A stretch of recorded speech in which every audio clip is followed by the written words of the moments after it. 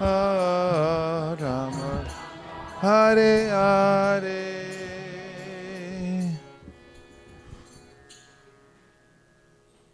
Jai Gaur Premanande.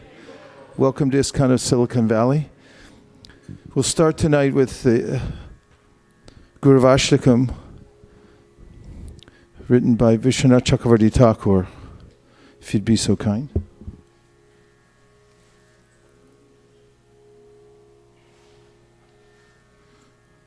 And can somebody grab a book stand? Get us, yeah. The first of the prayers in the Guru-vakam describes the condition of the material world, which is hopeless as a out of control forest fire. The only way that a forest fire can be contained ultimately is when there's a downpour. Krishna arranges for such things for the living entities who are suffering in the burning heat of the material world. Although he sends his agents, he's the source of that mercy, just as the ocean evaporates, creates clouds, which then bring the rain. Krishna's the original source of the water or the mercy that comes down to the living entities in the material world through his representatives. Samsara davana dalita loka chanaya karunya ganaghanatvam praptasya kalyana gunarnavasya Vande Guru Shri Charanarvindam Mahaprabho Kirtana Nritya Gita Varitramadyan Manasora Sena Romanchakam Pashutaranga Bhajo Vande Guru Shri Charanarvindam Shri Vigrahara Dhana Nityanana Shringara Tanmandira Marjanadao Yuktasya Bhaktam Chaniyunjatopi Vande Guru Shri Charanarvindam Chaturvidha Shri Bhagavat Prasada Swadanna Triptan Hari Bhakta Sankhan Kritvaiva Triptim Pachatak Sadaiva Vande Guru Shri Charanarvindam Shri Radhika Madhavayora Para Madhurya Lila Gunarupa Namnam Pratikshana Swadana Lolupasya Vande Guru Shri Charanarvindam Nikunjayuno Ratikeli Siddhai Ya Libir Yuktira Pekshaniya Tatrati Daksyat Atiballabhasya Vande Guru Shri Charanarvindam Sakshat Daritvainastamasta Shastre Uktastata Bhavyata Eva Sadvi Kintu Praborya Priya Eva Tasya Vande Guru Shri Charanarvindam Yasya Prasadad Bhagavat Prasado Yasya Prasada Nakati Kutopi Dhyayam Stuvam Stasya Yashastri Sandhyam Vande Guru Shri Charanarvindam Srimad Guru Rashtakame Tadushchar Brahme Muhurte Patati Priyatnat Yastena Vrindavana Nata Sakshad Sevaiva Labhya Jana Shonta Eva. Together, the spiritual master is receiving benediction from the ocean of mercy. Just as a cloud pours water on a forest fire to extinguish it, so the spiritual master delivers the materially afflicted world by extinguishing the blazing fire of material existence. I offer my respectful obeisances unto the lotus feet of such a spiritual master, who is an ocean of auspicious qualities. chanting the holy name, dancing in ecstasy, singing and playing musical instruments. The spiritual master is always gladdened by the sankirtan movement of Lord Chaitanya Mahaprabhu. Because he is relishing the mellows of pure devotion within his mind, sometimes his bodily hairs stand on end. He feels quivering in his body, and tears flow from his eyes like waves. I offer my respectful obeisances unto the lotus feet of such a spiritual master. The spiritual master is always engaged in the temple worship of Sri Sri Radha and Krishna. He also engages his disciples in such worship. They dress the deities in beautiful clothes and ornaments, clean their temple, and perform other similar worship of the Lord. I offer my respectful obeisances unto the lotus feet of such a spiritual master. The spiritual master is always offering Krishna 4 kinds of delicious food, analyzed as that which is licked, chewed, drunk, and sucked. When the spiritual master sees that the devotees are satisfied by eating Bhagavat Prasadam, he is satisfied. I offer my respectful obeisances unto the lotus feet of such a spiritual master. The spiritual master is always eager to hear and chant about the unlimited conjugal pastimes of Sri Sri Radhika and Madhava, and about their qualities, names, and forms. The spiritual master aspires to relish these at every moment. I offer my respectful obeisances unto the lotus feet of such a spiritual master. The spiritual master is very dear because he is expert in assisting the gopis, who at different times make different tasteful arrangements for the perfection of Radha and Krishna's conjugal loving affairs within the groves of Vrindavan. I offer my most humble obeisances unto the lotus feet of such a spiritual master. The spiritual master is to be honored as much as the Supreme Lord, because he is the most confidential servitor of the Lord. This is acknowledged in all revealed scriptures and followed by all authorities. Therefore, I offer my respectful obeisances unto the lotus feet of such a spiritual master, who is a bona fide representative of Sri Hari Krishna. By the mercy of the spiritual master, one receives the benediction of Krishna. Without the grace of the spiritual master, one cannot make any advancement. Therefore, I should always remember and praise the spiritual master. At least 3 times a day, I should offer my respectful obeisances unto the lotus feet of my spiritual master.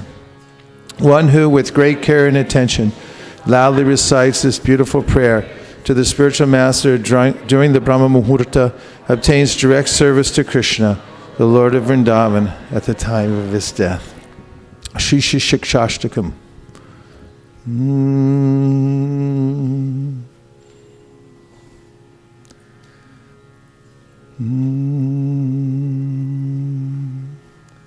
Too low? It's okay.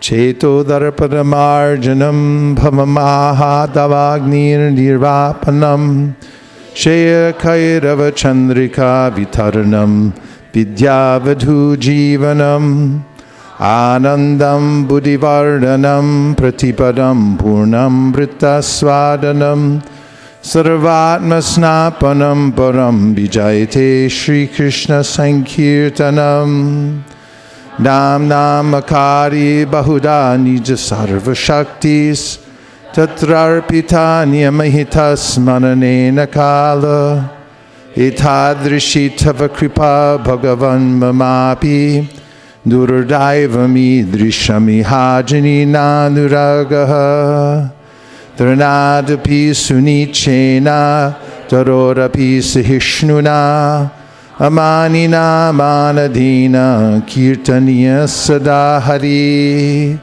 Nadhanam najanam nasundarim kavitam vajagadisha kamaye Mama janmani janmanishvare Bhavatad bhaktirahai tukitvayi Ainanda tanuja kinkaram patitam mam vishame bhavam budao Kripaya tava pada pankaja stitatuli sadrasham vachintaya Nayanam galada shudaraya Varanam gadgadarudaya gira Pulakara nichitam papukada tavanama grahane bhavishyati yugayatam nimeshena chakshusha pravrashayitam Shunyayatam jagat sarvam govinda virahena me Ashlishyava paratam pinashtumam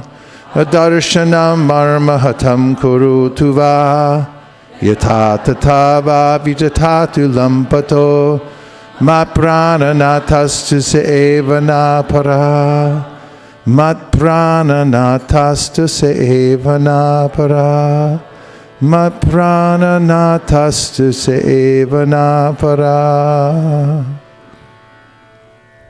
Go ahead. It's okay. Translation, please.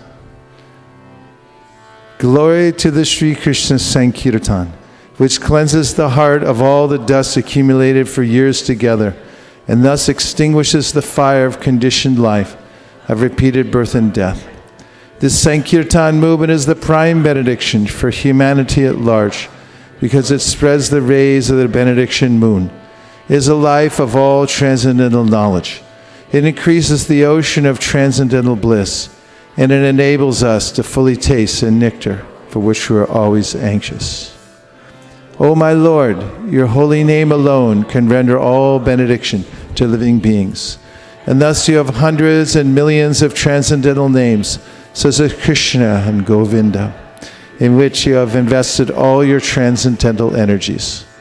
There are no hard and fast rules for chanting these names. O my Lord, out of kindness you enable us to easily approach you by your holy names, but I am so unfortunate that I have no attraction for them. One should chant the holy name of the Lord in a humble state of mind, thinking oneself lower than the straw in the street. One should be more tolerant than a tree, devoid of all sense of false prestige, and ready to offer all respects to others. In such a state of mind, one can chant the holy name of the Lord constantly. O Almighty Lord, I have no desire to accumulate wealth, nor do I desire beautiful women, nor do I want any number of followers. I want only your causeless devotional service, birth after birth. O son of Maharaj Nanda Krishna, I am your eternal servitor, yet somehow or other I have fallen into the ocean of birth and death. Please pick me up from this ocean of death and place me as one of the atoms at your lotus feet.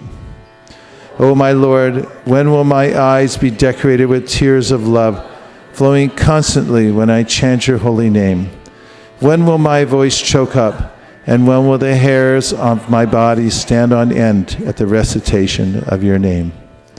O Govinda, feeling your separation, I am considering a moment to be like 12 years or more. Tears are flowing from my eyes like torrents of rain, and I am feeling all vacant in the world in your absence. I know no one but Krishna as my Lord, and he shall remain so even if he handles me roughly by his embrace, or makes me broken-hearted by not being present before me. He is completely free to do anything and everything, for he is always my worshipable Lord, unconditionally. Tulsi puja.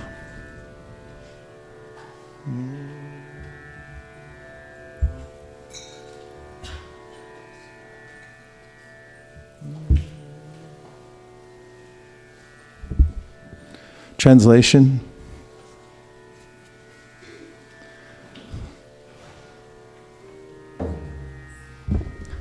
I offer my repeated obeisances unto Srimati Vrinda, Srimati Tulsi Devi, who is very dear to Lord Keshava.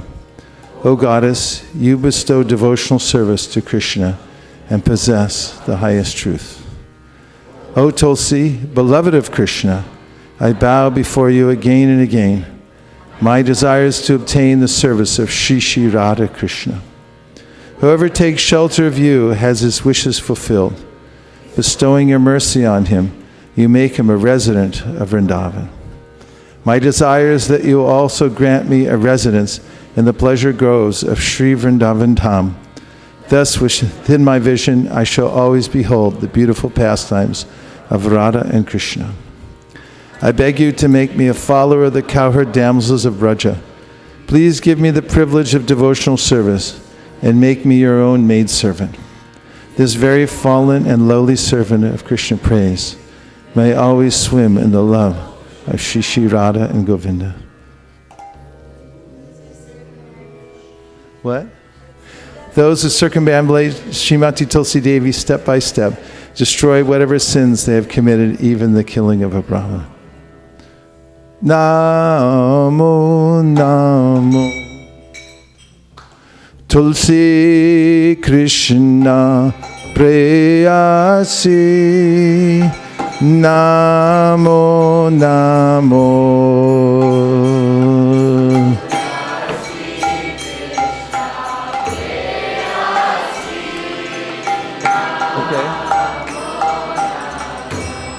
Radha Krishna Seva Pabue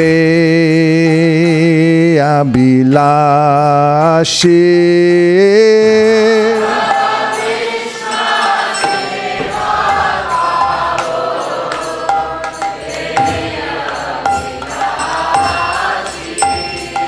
Namo Namo Tulsi Krishna Preyasi Namo Namo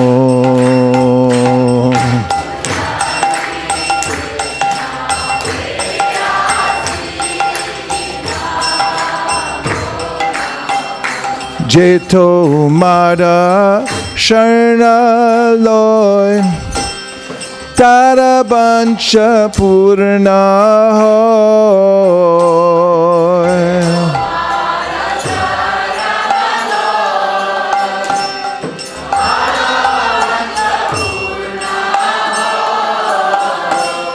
Kripa Kori Koro Tare Vrindavana Bashi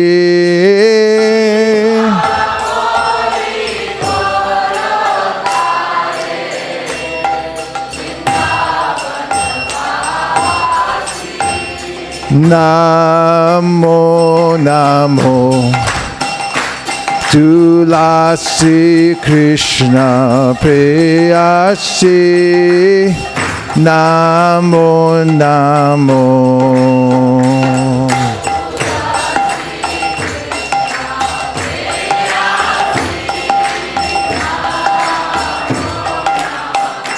Bodae Abhilash Bilash Kunje Diova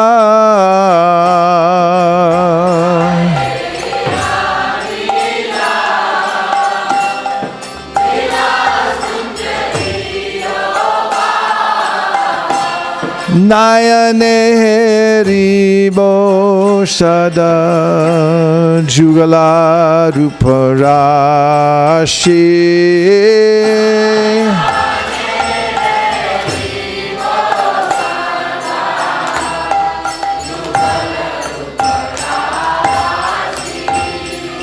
Namo Namo Tulsi Krishna Preyasi Namo Namo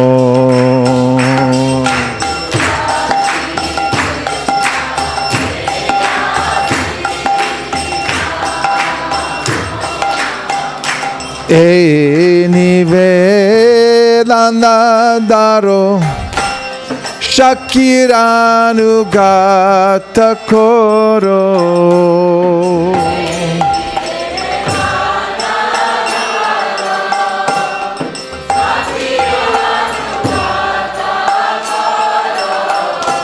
Sevadikara diye Guru Nija Dashi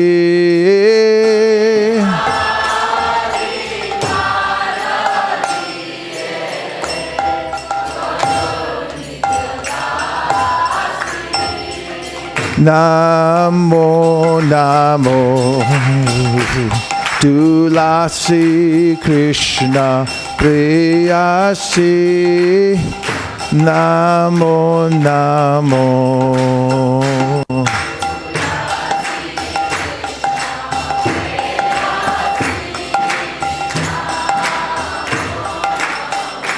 Dina Krishna Dase Koi He Jano Mora Hoy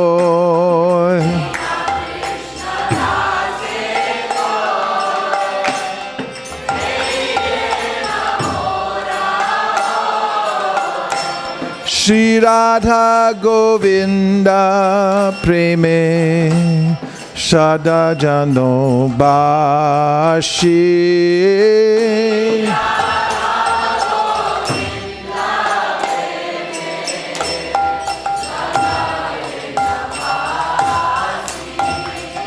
Namo Namo Tulsi Krishna Preyasi Namo Namo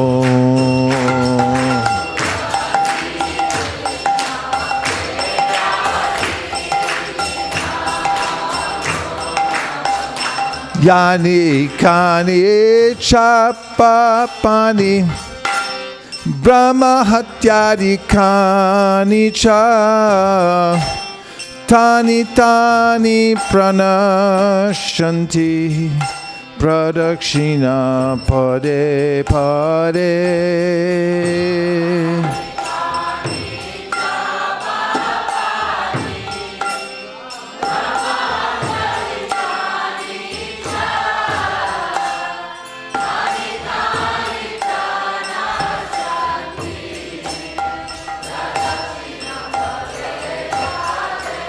Hare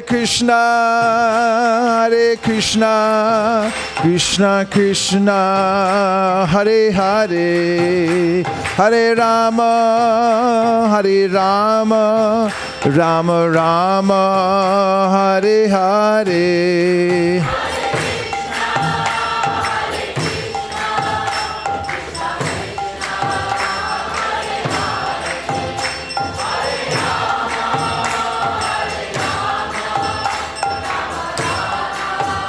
Jaya Tulsi Maharani Jaya Vrinda Devi Tulsi Maharani Jaya Vrinda Devi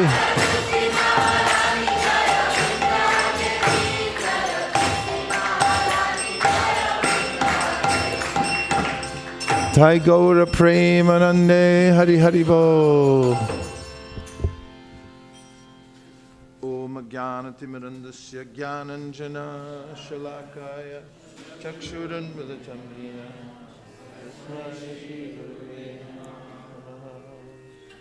Shri Chaitanya Manobishtam Stapitam Yena Bhutale Swayam Rupa Kadahmayam Tadati Swapadantikam Vandeham Sri Guru Yuta Padakamalam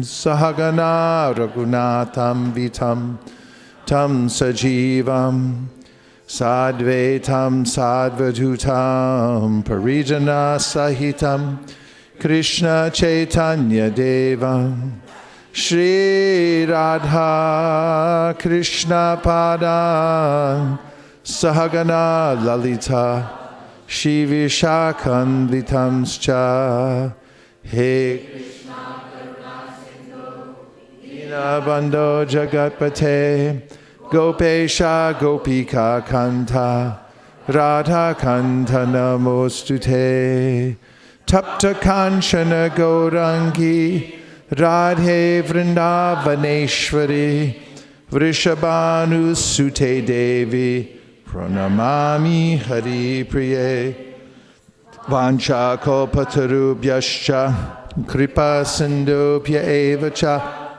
Patitanam Pavanebhyo Vaishnavebhyo namo namaha. Jaya Shri Krishna Chaitanya Prabhu Nityananda Shri Advaita Gadadhara Shivasari Gaura Bhakta-vrinda.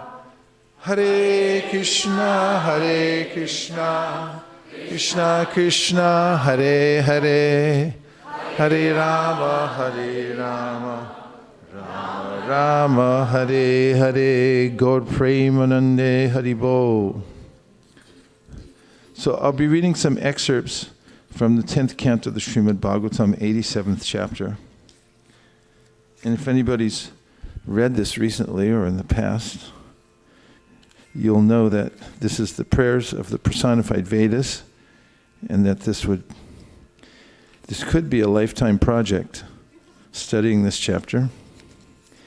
It is philosophically one of the most interesting chapters that you will find in any book, what to speak of the Srimad Bhagavatam.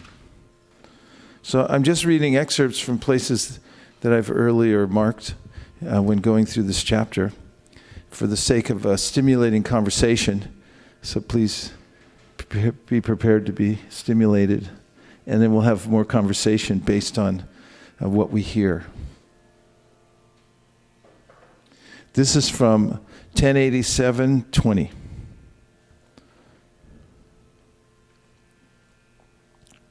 Personified Vedas are speaking. The individual living entity, while inhabiting the material bodies he has created for himself by his karma, actually remains uncovered by either gross or subtle matter. This is so because, as the Vedas described, he is part and parcel of you, the possessor of all potencies. Having determined this to be the status of the living entity, learned sages become imbued with faith and worship your lotus feet, to which all Vedic sacrifices in this world are offered, and which are the source of liberation. Before I go into the purport, what did you hear so far? Just reflect back a couple of the points that you heard that profoundly changed your life in the last 30 seconds. Yes, we have several hands. Okay, 1, 2. Or whoever gets the mic first. Okay, 1, 2, 3. Go ahead. Go ahead. Yes. So basically what this says is that... Just one point. Don't give a whole summary. So we've inherited the state that we have today, which is Yes. our material body and our state of mind. And that's my understanding. Okay, tell me what you mean by that. We've inherited? So based on our past karmas, Yes. we've the way we look and the way we feel and our personalities are kind of a reflection of our karmas. And so what is today is really an outcome of our karmas. Yes, thank you very much. This is a very important and distinct point here. And the material bodies he has created for himself. He here is using a pronoun to refer to the living entity. He has created for himself by his karma. Right. So one could be aware of this, that whatever situation I'm in now, I've created for myself. Yes, please, Rupa Mamaja.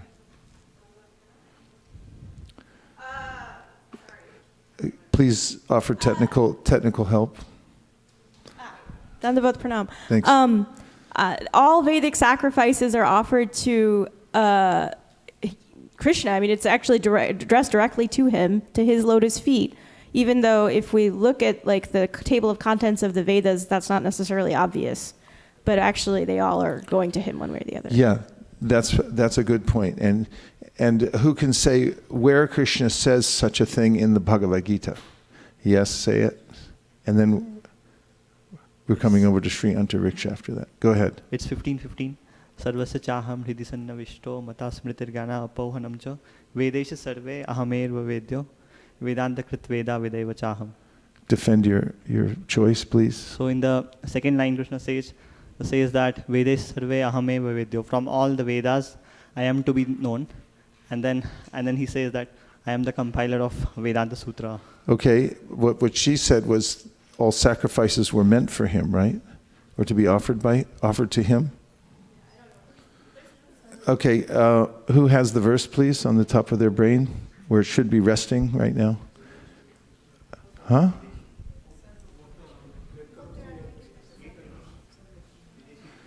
What's wrong with the last verse in the fifth chapter? What's wrong with Bhaktaram What's anybody got against Bhaktaram Jagatapasam? Doing so many other verses, that's the one, right? Bhaktaram Jagatapasam, Sarvaloka Maheshwaram, Suridam Sarvabhutanam, Gyafamam Shanta Briche. Okay, Sri Antariksha, make your point, but tell us what that verse means first, what we just said. I was not paying attention. Bhaktaram Jagatapasam. It was in relationship to the point that Krishna is the beneficiary of all sacrifices. They're all meant to be offered to him. So Bhaktaram Yajna Tapasham. So I am the ultimate beneficiary of all yajnas and Well, sacrifices. there it is. Okay, good. Go ahead. So Maharaj, what struck me here is the word. So after the living entity has created a body based on his karma, he actually remains uncovered by other gross or subtle matter. Now, isn't that profound? Another verse that's quoted frequently in Prabhupada's purports from the Vedas, it says something similar, but in a very concise way. 4 words only. Asango hyayam purushaha. Everyone say, Asango hyayam purushaha. The living entity actually has no sangha with the material world. Good to know, right? This is a profound point made here that the living entity actually is uncovered either by gross or subtle matter. So this is an interesting conundrum that's somehow or other we've become connected to the material world, even though we have nothing really to do with it, ultimately. We make a sangha with it, very artificially. Any last point before we go to the purport? A point you heard that you like to amplify? There's several here. 1, 2, 3.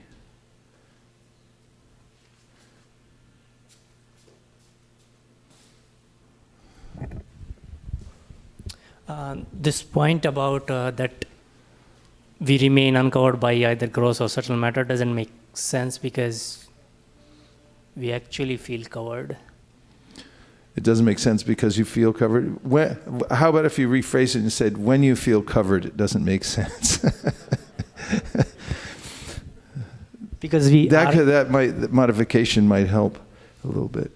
When I feel covered, it doesn't make sense to me that I have nothing to do with the material nature. Is that okay?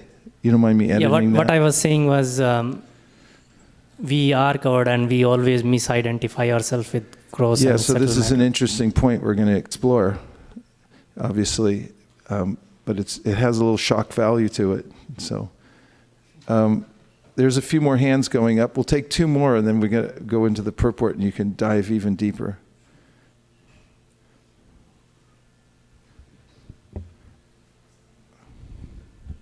I was just looking at the point where it says learned sages become imbued with faith and worship. So which just so they understand that the living entities are caught up in this bondage of karma, and to get liberation out of this, they seek to worship the lotus feet of the Lord. Could you look up imbued? Are you all feeling imbued? Learned sages become imbued with faith and worship your lotus feet, to which all Vedic sacrifices in this world are offered, and which are the source of liberation.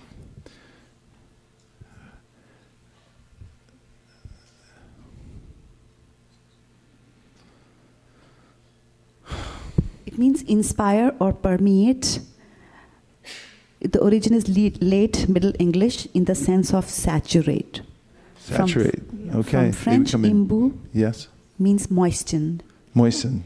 Soaked with faith. And Latin also, imbutus also means moisten. What? Last part you said? In Latin, imbutus also means moisten. Moistened. Okay. Purport. Actually, we're going to look at word for word, because let's look at the word for word. Swa, by himself, Krita, created. Pureshu, in the bodies. Amishu, these. Abahi, not externally. Antara, or internally. Samvaranam, whose factual envelopment. Tava, your. Purusham, living entity. Vadanti, the Vedas say. Akila, of all. Shakti, energies. Dhrita, of the possessor. Angsha, as the expansion. Kritam, manifested. Iti, in this manner. Nra, of the living entity. Gatim, the status. Vivichya, ascertaining. Kavaya, learned sages. Nigama, of the Vedas. Avapanam, the field in which all offerings are sown. Bhavataha, your. Upasate, they worship. Ankrim, the feet. Abhavam, which cause the cessation of material existence. Bhuvi, on the earth. Vishvasita, having developed faith. Purport. Not only does the Supreme Lord remain totally uncontaminated, I'm going to read from my book. Not only does the Supreme Lord remain totally uncontaminated when he resides within the material bodies of the conditioned souls, but even the infinitesimal jiva souls are never directly touched by the coverings of ignorance and lust they acquire while passing through repeated cycles of birth and death. Thus, the Taittiriya Upanishad 3.10.5 proclaims, Sayach chayam purushe yash chasav aditye sa ekaha. The soul of the embodied living being is one with him who stands within the sun. Similarly, the Chandogya Upanishad teaches, Tattvamasi, you are non-different from the supreme truth. In this prayer, the personified Vedas refer to the finite enjoyer of material bodies, the jiva soul, as an expansion of the transcendental reservoir of all potencies, the Supreme Lord. The term Angsha Kritam, made as his portion, must be properly understood, however, in this context.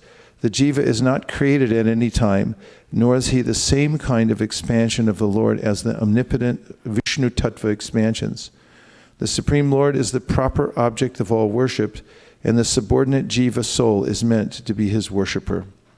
The Supreme Lord enacts his pastimes by showing himself in innumerable aspects of his personality, whereas the jiva is forced to change bodies whenever his accumulated karmic reactions so dictate. According to the Sri Narada Pancharatra, Yat tatastam tuchidrupam swasamvedyad vinirgatam ranjitam gunaragena sajiva iti katyate. The marginal potency who is spiritual by nature, who emanates from the self-cognizant samvit energy, and who becomes tainted by his attachment to the modes of material nature is called the jiva. Although the jiva soul is also an expansion of Lord Krishna, he is distinguished from Krishna's independent Vishnu expansions by his constitutional position on the margin between spirit and matter. As the Mahavaraha Purana explains, Shwamshash chata vibinangsha iti dvidha shaishyate ankshino yatu samartyam yat swarupam yatastati tadeva naunumatropi behidam swamsham shino kochit viminam sholpa shakti syat kinchit samartya matra yuk. The Supreme Lord is known in two ways, in terms of his plenary expansions and his separated expansions. Between the plenary expansions and their source of expansion, there is never an essential difference in terms of either their capabilities, forms, or situations. The separated expansions, on the other hand, possess only minute potency being endowed only to a small extent with the Lord's powers. The conditioned soul in this world appears as if covered by matter, internally as well as externally. Externally, gross matter surrounds him in the forms of his body and environment, while internally desire and aversion impinge upon his consciousness. They impinge upon his consciousness. Appreciating the impinge word. But from the transcendental perspective of realized sages, both kinds of material coverings are insubstantial. Is this helping you back there? By logically eliminating all material identities, which are misconceptions based on the soul's gross and subtle coverings, a thoughtful person can determine that the soul is nothing material. Rather, he is a pure spark of divine spirit, a servant of the Supreme Godhead. Understanding this, one should worship the Supreme Lord's lotus feet. Such worship is the fully bloomed flower of the tree of Vedic rituals. One's realization of the splendor of the Lord's lotus feet, gradually nourished by the offering of Vedic sacrifices, automatically bears the fruits of liberation from material existence and irrevocable faith in the Lord's mercy. One can accomplish all this while still living in the material world. As Lord Krishna states in the Gopalatapani Upanishad, Mathura Mandale Yastu, Jambu Dvipe Stito Tava, Yor Chayet Patimam Prati, Same Priyataro Bhuvi. One who worships me in my deity form while living in the district of Mathura, or indeed anywhere in Jambudvip, becomes most dear to me in this world. Srila Sridhar Swami prays, Twad Ankshasya Mahesh Mameshana Twan Maya Krita Bandhanam Twad Angri Sevam Adishya Parananda Nivartaya. My Lord, please free me, your partial expansion, from the bondage created by your Maya. Please do this, O abode of supreme bliss, by directing me to the service of your feet. Can I have a Gita, please? If you can't get a Gita at a Hare Krishna temple, you're in big trouble. In the 13th chapter, you're, I'm sure, familiar with Krishna's statement near the end, Mukharvind, where he says that the soul doesn't, a person fixed in the Brahman conception, just as air doesn't mix with any other substance, similarly the soul doesn't mix with the body.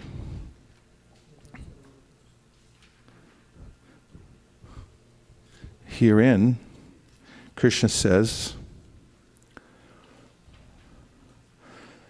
that's 1332 in the Bhagavad-gita.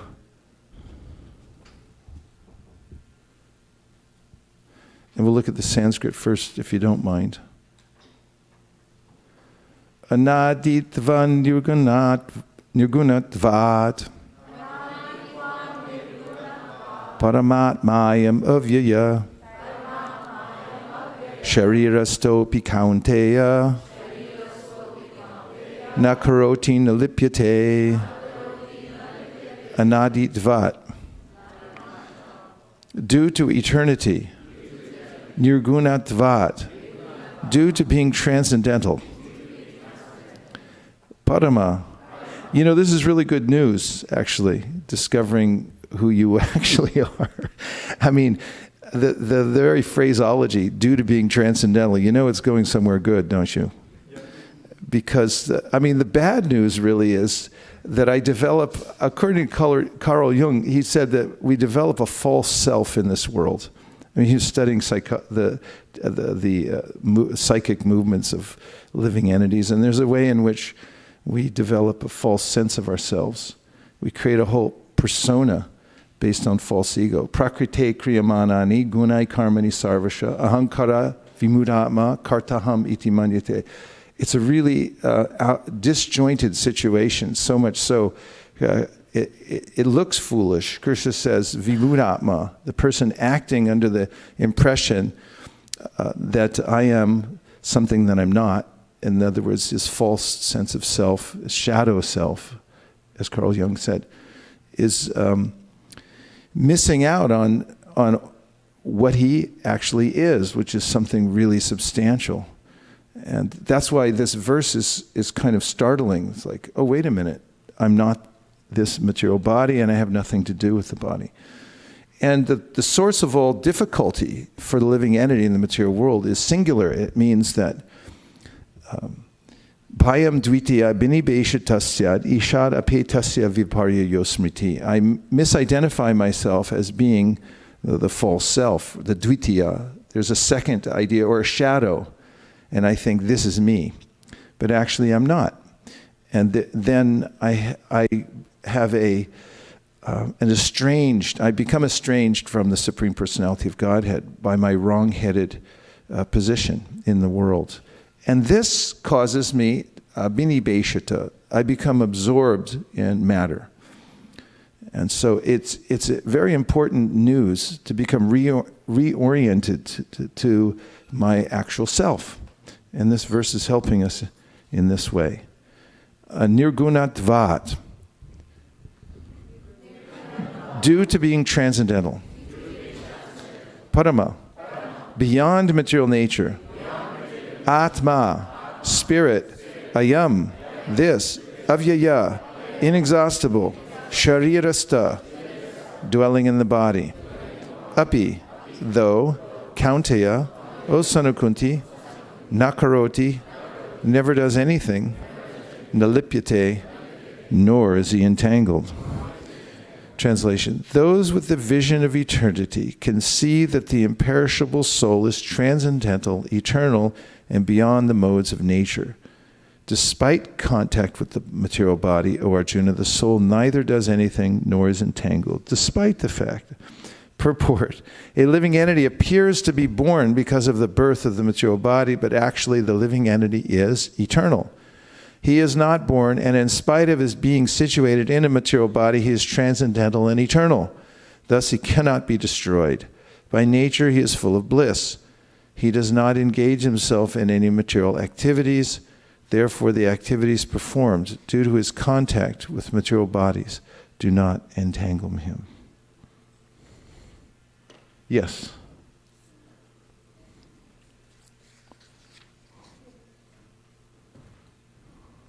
So Maharaj, then who get entangled then? If the soul is what we are, but then who get entangled? Well, the point being made here is one phrase that was used within the purport is our connection with matter is insubstantial. And so really, although I'm misidentifying with myself with something that I'm not, nasato vidite bhavo and the bhavo vidite sata ubayor api drishnon twas tvanayos tattvadarshibhi. Existentially, there's this difference between the material energy, which is said to be nasato vidite bhavo and the bhavo vidite sata. There's a way in which it's so insubstantial, so ephemeral, wispy, that practically compared to who we are, our connection to it is being described here as non-entangling. Although it's true, we're entangled, it's described in other places, because of our misidentification with matter. Dhyato vishayam pumsam sangas teshu pajayate. Sangat sanjayate kama, kamat krodhat vijayate. So how does it happen? I am a conscious living being, and I look out into the things of the world, the material world, and because of my attachment to them, or because of contemplating them and thinking about enjoying them or controlling them more, like, because this is really the primary condition that connects me to the material world, is my idea of controlling the material world. Then I develop a sangha with them. although actually this verse is saying you really don't have a sangha with it. For instance, I look at a particular tract of land and I say, that's my land. And however, is it really? To what degree is America my land? I mean, they taught me that as a kid. This land is your land, this land is my land, from the something highway. They're teaching still. But land is land, and it's the same land. I mean, I remember the first time my parents took me to the border, and I forget where it was. There was a thing called Four Corners somewhere, 4 states. Where is it, New Mexico?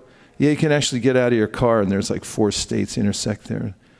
Like, these are 4 different states, and I go, that's stupid, you know, it's the same. It's the same earth. You just put up a little monument there and said, this is different. So there's this designation is called upadi. It's described by Jiva Goswami, the Tattva Sandarbha. If you take a pure crystal and then you put a red rose next to it, then the crystal itself appears to be red. But it's not actually red. It just temporarily appears that way. So the living entity in contact with the material nature, due to looking out into matter and considering that I can control this, then he develops a sangha with it. And that becomes a temporary problem for the living entity. It requires a lot of explication because in various places it's described how we are entangled, but here it's saying we're really not. So it's sort of also in other places described as a dreamlike situation. When Maitreya is speaking to Vidura, he describes it like this. He says, when you're dreaming, sometimes, well, I don't know if you do, but you might see that somebody's apprehended you and they're cutting off your head. And you're watching in horror as somebody cuts your head off.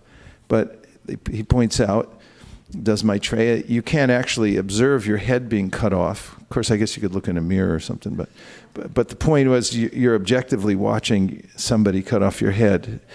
But if your head's being cut off, then your optical nerve is probably severed as well. And there's a kind of false sense that this is happening to me. But when you wake up, you realize that I was falsely identifying with this idea that I was being tortured. So the same way, our connection with matter is so insubstantial that it's described to be not real, although we feel it is, because we do suffer because of misidentification as much as a person in the dream is suffering until he wakes up. Is that helpful? Okay. Yes.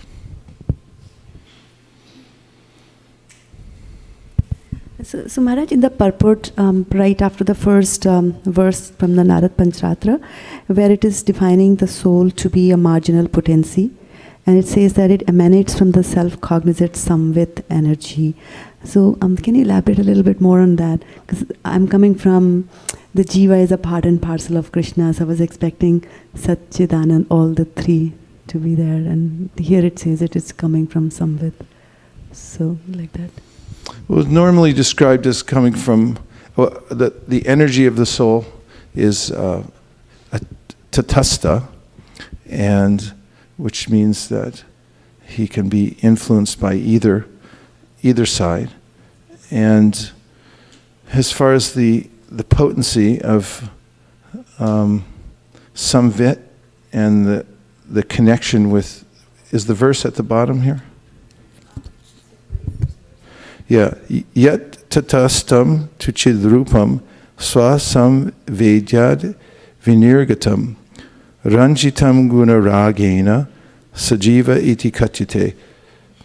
Is that the one? The marginal potency, who is spiritual by nature, who emanates from the self-cognizant samvit energy, and who becomes tainted by his attachment to the modes of material nature, is called the jiva.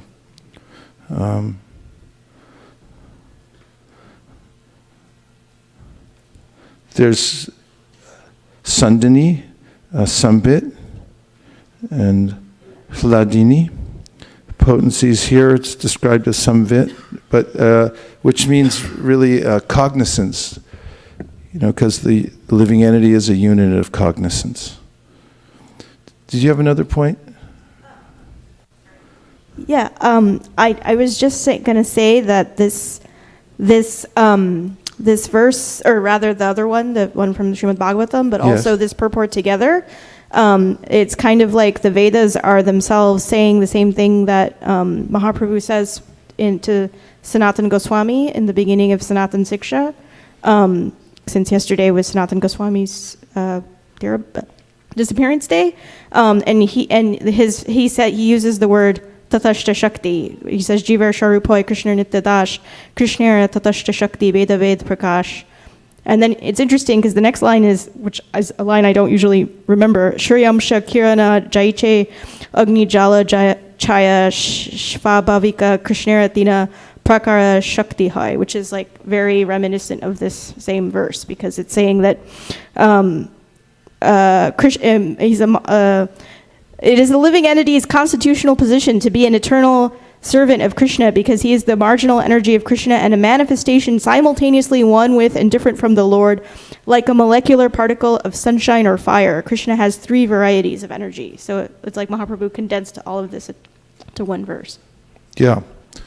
And he quotes other verses in that section in Sanatan Shiksha describing the nature of the living entity as being chitkana, or like a particle of that original fire. And this is very important because most people don't have this distinction or understand that there is a distinction of energies, that there is the internal potency, external potency, and the marginal potency. Vishnu Shakti para prokta, Kshetra Gyakya tata para, Avidya Karma Sangyangya, Tritiya Shakti Rishite. This is another verse that Mahaprabhu invokes in that section, giving us an idea of the 3 categories of energy. One is the internal potency, the other is the external potency, or Maya, and then there's the in-between potency, or the marginal jiva, who can be influenced by either side. Manjula Kanta. Guru Maharaj, we are right in the middle. We have Krishna's energy, and then we can be attracted towards the spiritual, and we can be attracted towards the material. And I was thinking that Krishna is all-powerful, and material is supposed to be the least powerful. And yet we are more attracted to the material than we are to Krishna. How does that happen? If Krishna is right inside us, and He is the energy that gives us the ability. Mahaprabhu answers that in the section of teaching to Sanatan Goswami. He says, Daivahi esha gunamayi mama maya duratyaya mameva ye prapadyante maya metam turantite.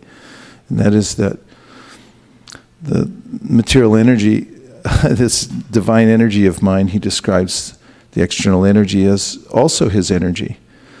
And although it's described by Krishna in the 7th chapter of the Gita, he says, Bhumirapo anulovayu kamano buddhi evacha ahankara itya me bina prakriti rashtra. There's the separated or a lower energy, which is earth, water, fire, air, ether, mind, intelligence, and ego. And then he says, aparayamitasthonyam prakritim vidime param jiva bhuta mahabaho yayedam tejaga. Besides this inferior energy, there's a superior energy of mind, which are the living entities. But then he says they're struggling hard with material nature. So how can that happen if the living entity is superior to matter anyway? Same category as the Lord. And you have this... and the answer is Daivahi Esha Gunamayi. It's actually Krishna's divine energy. And because of the constitutional size of the living entity, which is, Mahaprabhu says to Sanatan, Kesha gra shatabhagasha sharam shashadrishatmakaha jiva suksva swarupa yang sankyatito hi chitkana. It's tiny, tiny, tiny, tiny, like an atom size, and therefore can be controlled by the material energy. Now, just take a modern day example. Let's just say that The superior energy manipulates the material energy. Let's just say you're Steve Jobs or Steve Wozniak, and you get this idea that I'm going to create a little computer-like thing, and then a few years later you decide to make the computer the size of a thing you can hold in your hand, like a smartphone, right? So then, you get all this intelligence because you're a superior energy and you know how to manipulate the lower energies. I mean, that takes a lot of intelligence to make a smartphone, right? So you make it, and then next thing you know, you're addicted to it. I think even the founder of Apple said, he monitors how much he watches screen time every day because, it's dangerous. You can actually, it can take over your life. And next thing you know, that inferior energy that you manipulated is now manipulating you. Living entities do this all the time. They create things, and it's described in the Bhagavatam to be like creating a silkworm makes a cocoon and then gets inside it. He's so smart. He knows how to make a cocoon, but he forgot he's like building it around himself. Gets in there like, hey, wait a minute. So living entities do that too. They manipulate the heck out of this place, but then they get captured by it because it's daivahi yesha gunamayi.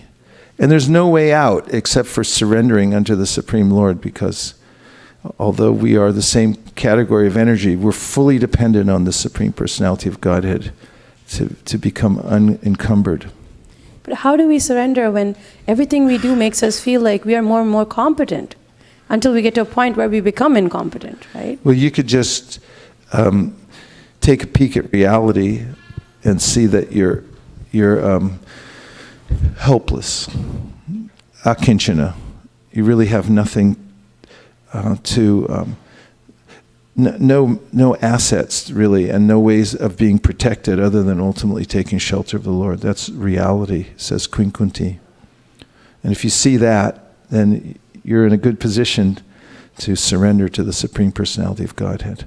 Would you like to hear another section, or do you want to keep drilling into this? Another section? I'm not clear on the votes because we don't have a constitution or an organized way of actually... Actually, I really like this verse. There was more sections in here.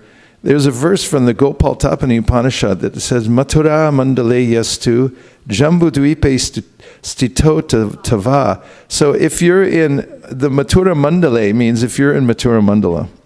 Or jambudvipe, if you're in Jambudvip. Stito, that's where you're situated. Yor chayet pratimam prati same priyataro bhuvi.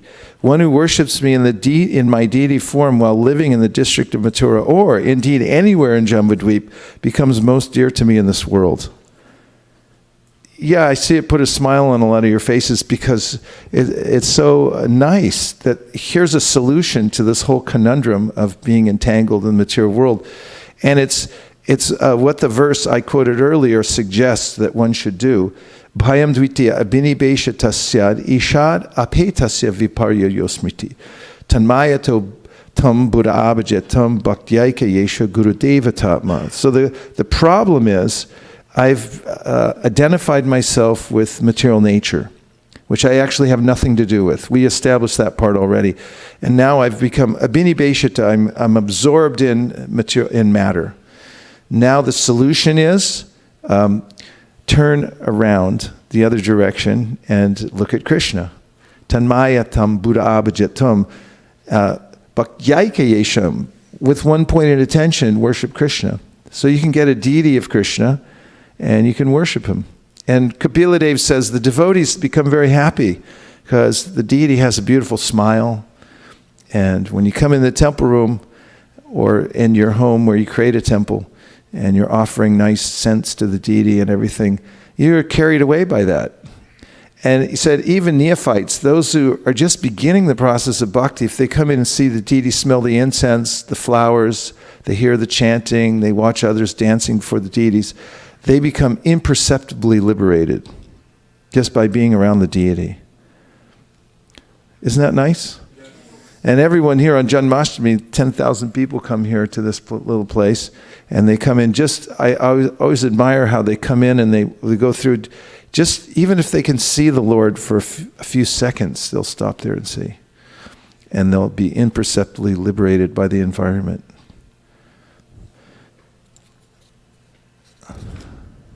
Okay, I'm going to read another section. And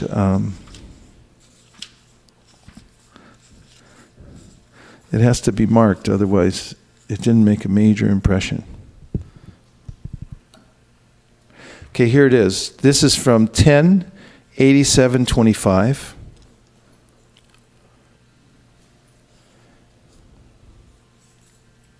Did I say?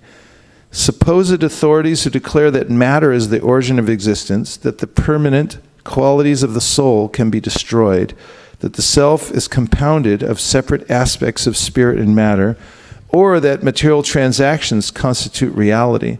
All such authorities base their teaching on mistaken ideas that hide the truth. The dualistic conception that the living entity is produced from the three modes of material nature is simply a product of ignorance. Such a conception has no real basis in you, for you are transcendental to all illusion and always enjoy perfect, total awareness. I'm jumping ahead to the 1, 2, 3, 4, 5, 6, 7th paragraph, if you'll allow. And the paragraph starts with Srila Vyasadeva refutes this idea. There it is. Srila Vyasadeva refutes this idea in this section of the Vedanta Sutra 2.3, 31-39, that begins, Karta Shastrarta Vatvat. Prabhupada quotes that elsewhere in the Bhagavad-gita. The jiva soul must be a performer of actions because the injunctions of Scripture must have some purpose. That's the aphorism.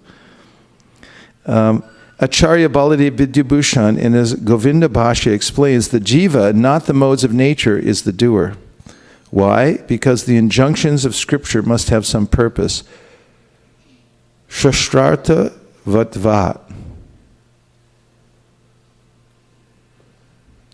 For example, such scriptural injunctions as Swarga Kamo Yajeta,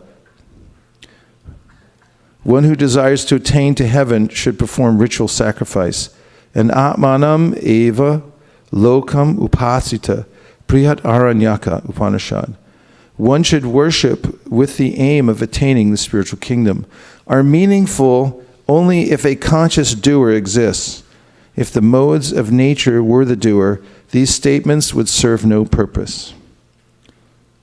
After all, scriptural injunctions engage the living entity in performing prescribed actions by convincing him that he can act to bring about certain enjoyable results. Such mentality cannot be aroused in the inert modes of nature. One of my favorite points. The point is that we are agents for change. And with our determination, after hearing in the association of devotees, bona fide Shastra, we can be self-determining in following the process of devotional service and thus become extricated step by step from the material world. And the proof of that, the logic that Srila Vyasadeva gives, is that the Shastra must have some purpose. That means if it's saying all these things, that soul rise, come out of material nature, it must be possible, otherwise who's it talking to? It doesn't make any sense that one would be permanently unqualified or unable to extricate oneself from the material world. So this is an encouraging point, at least it is to me, that if you follow the Shastra and you're determined about it, then the result is sure and certain. So you should be determined and patient in the process. Another point here is a sort of an auxiliary point, but is that although the Shastra makes various enticements, gives various enticements for living entities to attain things like heaven, which in the Bhagavad-gita Krishna disparages quite strongly, because he says, Shinye punya martya lokam vishante evam tridharmam anuprapana gatagatam kama kabalabante. You try all these kind of fruitive activities to attain a higher position in the material world, and you're going to use up the pious credits and fall back down anyway. So he says that's foolish. Don't try for that. It's insubstantial. Nonetheless, the Shastra advises people to do that. And Chaitanya Mahaprabhu explains that this is one of the ways in which those who are entangled in the material world get drawn away from their material attachments, is by being induced to try to elevate themselves through the process of karma kanda. And then they develop a little faith because they see it actually works. I think in the Upanishadamrita, karme bhya parito hari pritya vyaktim yayur jnanina, as Prabhupada mentions in the purport, that the karmis are actually, the actual karmis, they're working according to the injunctions of the karma kanda. Because they're following scripture, they're a little glorified. They're better than the vikarmis, that's for sure. And when they get some faith, then step by step, and hopefully when they're performing some Vedic sacrifice, somehow or other, they'll come in contact with a devotee. And by that association, then they'll develop faith in the Vaishnava scriptures, and they'll be able to advance in devotional service. So I've just made a few points. One of them is from the paragraph in the book, and then I made a couple of auxiliary points. And would you like to discuss them a little more? Shraddha would, and Sri Antariksha's got a hot hand over there today. So we'll go to him next. So Maharaj, when we say that the soul does the action, and we contrast that with the 5 factors of an action, are we saying the soul's action is to desire? Because there's that other verse also which says, ahankara vimudhatma karta hamiti manyate. So how do we understand that? So the analogy that is given in the Govinda Bhashya, which is a commentary in the Vedanta Sutra, Baladev Bijibhushan says it's like a stick. And if the stick, the living entity is the stick is like the ultimate impetus comes from the living entity.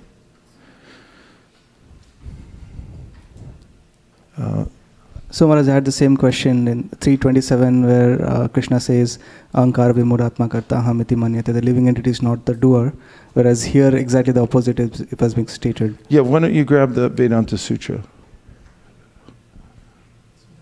Huh?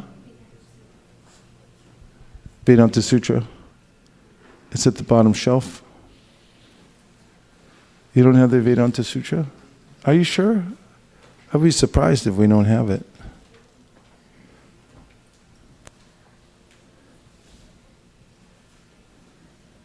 We should have it. At least we used to. There's been a Vedanta Sutra theft here.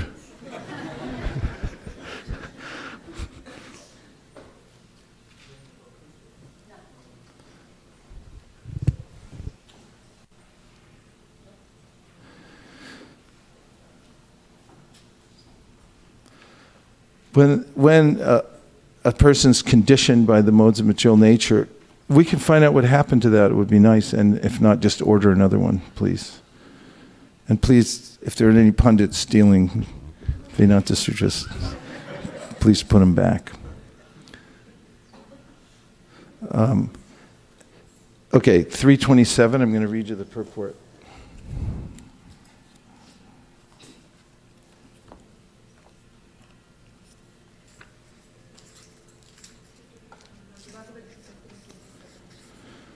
The spirit soul, bewildered by the influence of false ego, thinks himself the doer of activities that are in actuality carried out by the 3 modes of material nature.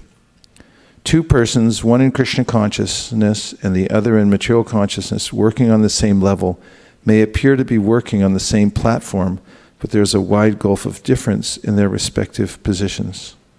The person in material consciousness is convinced by false ego that he is the doer of everything. He does not know that the mechanism of the body is produced by material nature, which works under the supervision of the Supreme Lord. The materialistic person has no knowledge that ultimately he is under the control of Krishna. The person in false ego takes all credit for doing everything independently, and that is the symptom of his nescience. He does not know that this gross and subtle body is the creation of material nature under the order of the Supreme Personality of Godhead, and as such, his bodily and mental activities should be engaged in the service of Krishna in Krishna consciousness. The ignorant man forgets that the Supreme Personality of Godhead is known as Rishikesh, or the master of the senses of the material body. For due to his long misuse of the senses in sense gratification, he is factually bewildered by the false ego, which makes him forget his relationship with Krishna. So there's a degree to which the living entity is the agent, but he has to be supported by Krishna. And it's like a father and a son. So let's say that the little child is walking around the house and he sees like a barbell.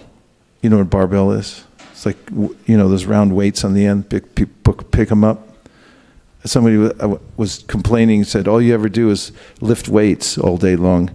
And the guy said, no, actually I put them down sometimes too. So these barbells, people pick them up so they can get stronger. So the father sees the son come over and try to pick up the barbell. It's not possible for him. But the father standing behind him picks up the barbell.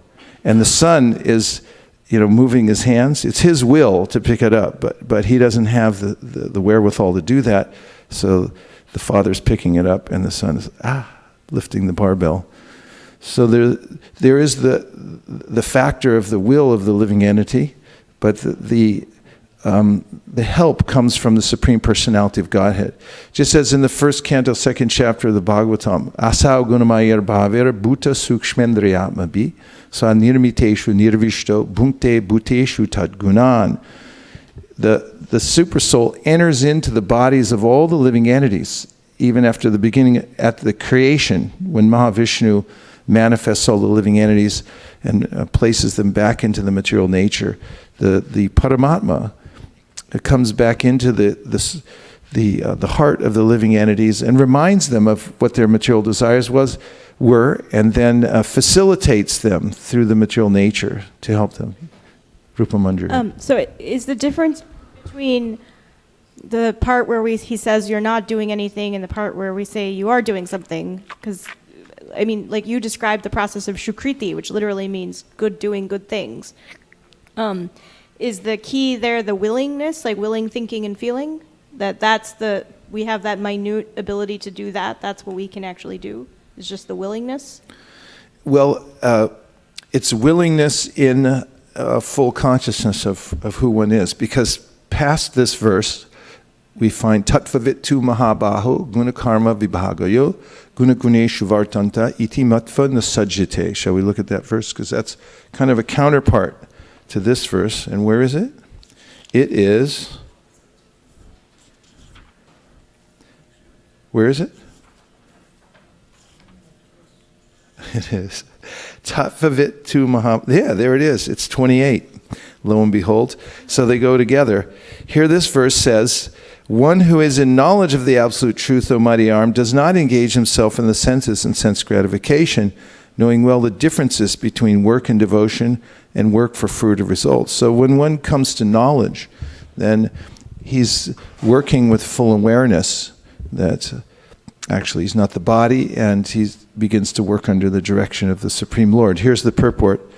The knower of the absolute truth is convinced of his awkward position in material association.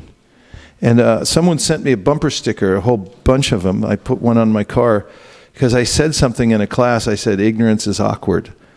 So then I got a whole stack of bumper stickers that says, ignorance is awkward. So if you want one, you can have it. He knows that he is part and parcel of the Supreme Personality of Godhead, Krishna, and that his position should not be in the material creation. He knows his real identity as part and parcel of the Supreme, who is eternal bliss and knowledge. And he realizes that somehow or other he is entrapped in the material conception of life. In his pure state of existence, he is meant to dovetail his activities in devotional service to the Supreme Personality of Godhead, Krishna. He therefore engages himself in the activities of Krishna consciousness and becomes naturally unattached to the activities of the material senses, which are all circumstantial and temporary. He knows that his material condition of life is under the supreme control of the Lord, consequently is not disturbed by all kinds of material reactions. That's important, which he considers to be the mercy of the Lord. According to Srimad Bhagavatam, one who knows the absolute truth in three different features, namely Brahman, Paramatma, and the Supreme Personality of Godhead, is called Tattvavit. For he knows also his own factual position in relationship with the Supreme. Was that helpful as a counterbalance to the last verse? Okay, Rupa Manjari? Yes, it was helpful. Okay, yeah, that's all right. Sundarananda Prabhu, and yes, okay, go ahead. Or whoever had the mic there. Prabhu, go ahead. So, one verse that's connected to this this whole discussion is 5:15, the Bhagavad-gita, verse 5:15, where paraphrasing it, Lord Krishna says that he doesn't take responsibility for the living entities' actions and their reactions. And Prabhupada in the purport, he explains about how the living entity is in a bewildering condition because of his own choices that he makes. Yeah, which brings us back to the first verse we read tonight. Thank you. That's a very important verse to enter into evidence if we'll look at the Sanskrit.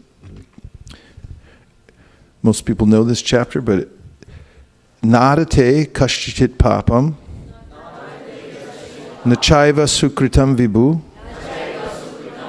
ajnanavritam jnanam tena huyanti jantava. And the translation is, nor does the Supreme Lord assume anyone's sinful or pious activities. Embodied beings, however, are bewildered because of the ignorance which covers their real knowledge. Purport. The Sanskrit word vibhu means the Supreme Lord who is full of unlimited knowledge, riches, strength, fame, beauty, and renunciation. What does the word vibhu mean?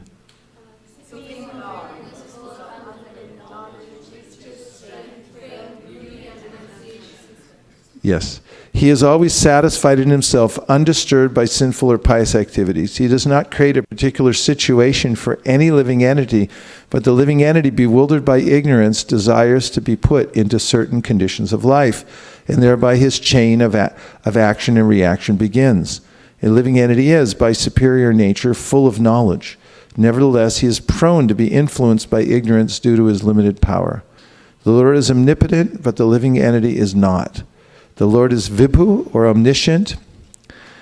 But the living entity is anu, or atomic.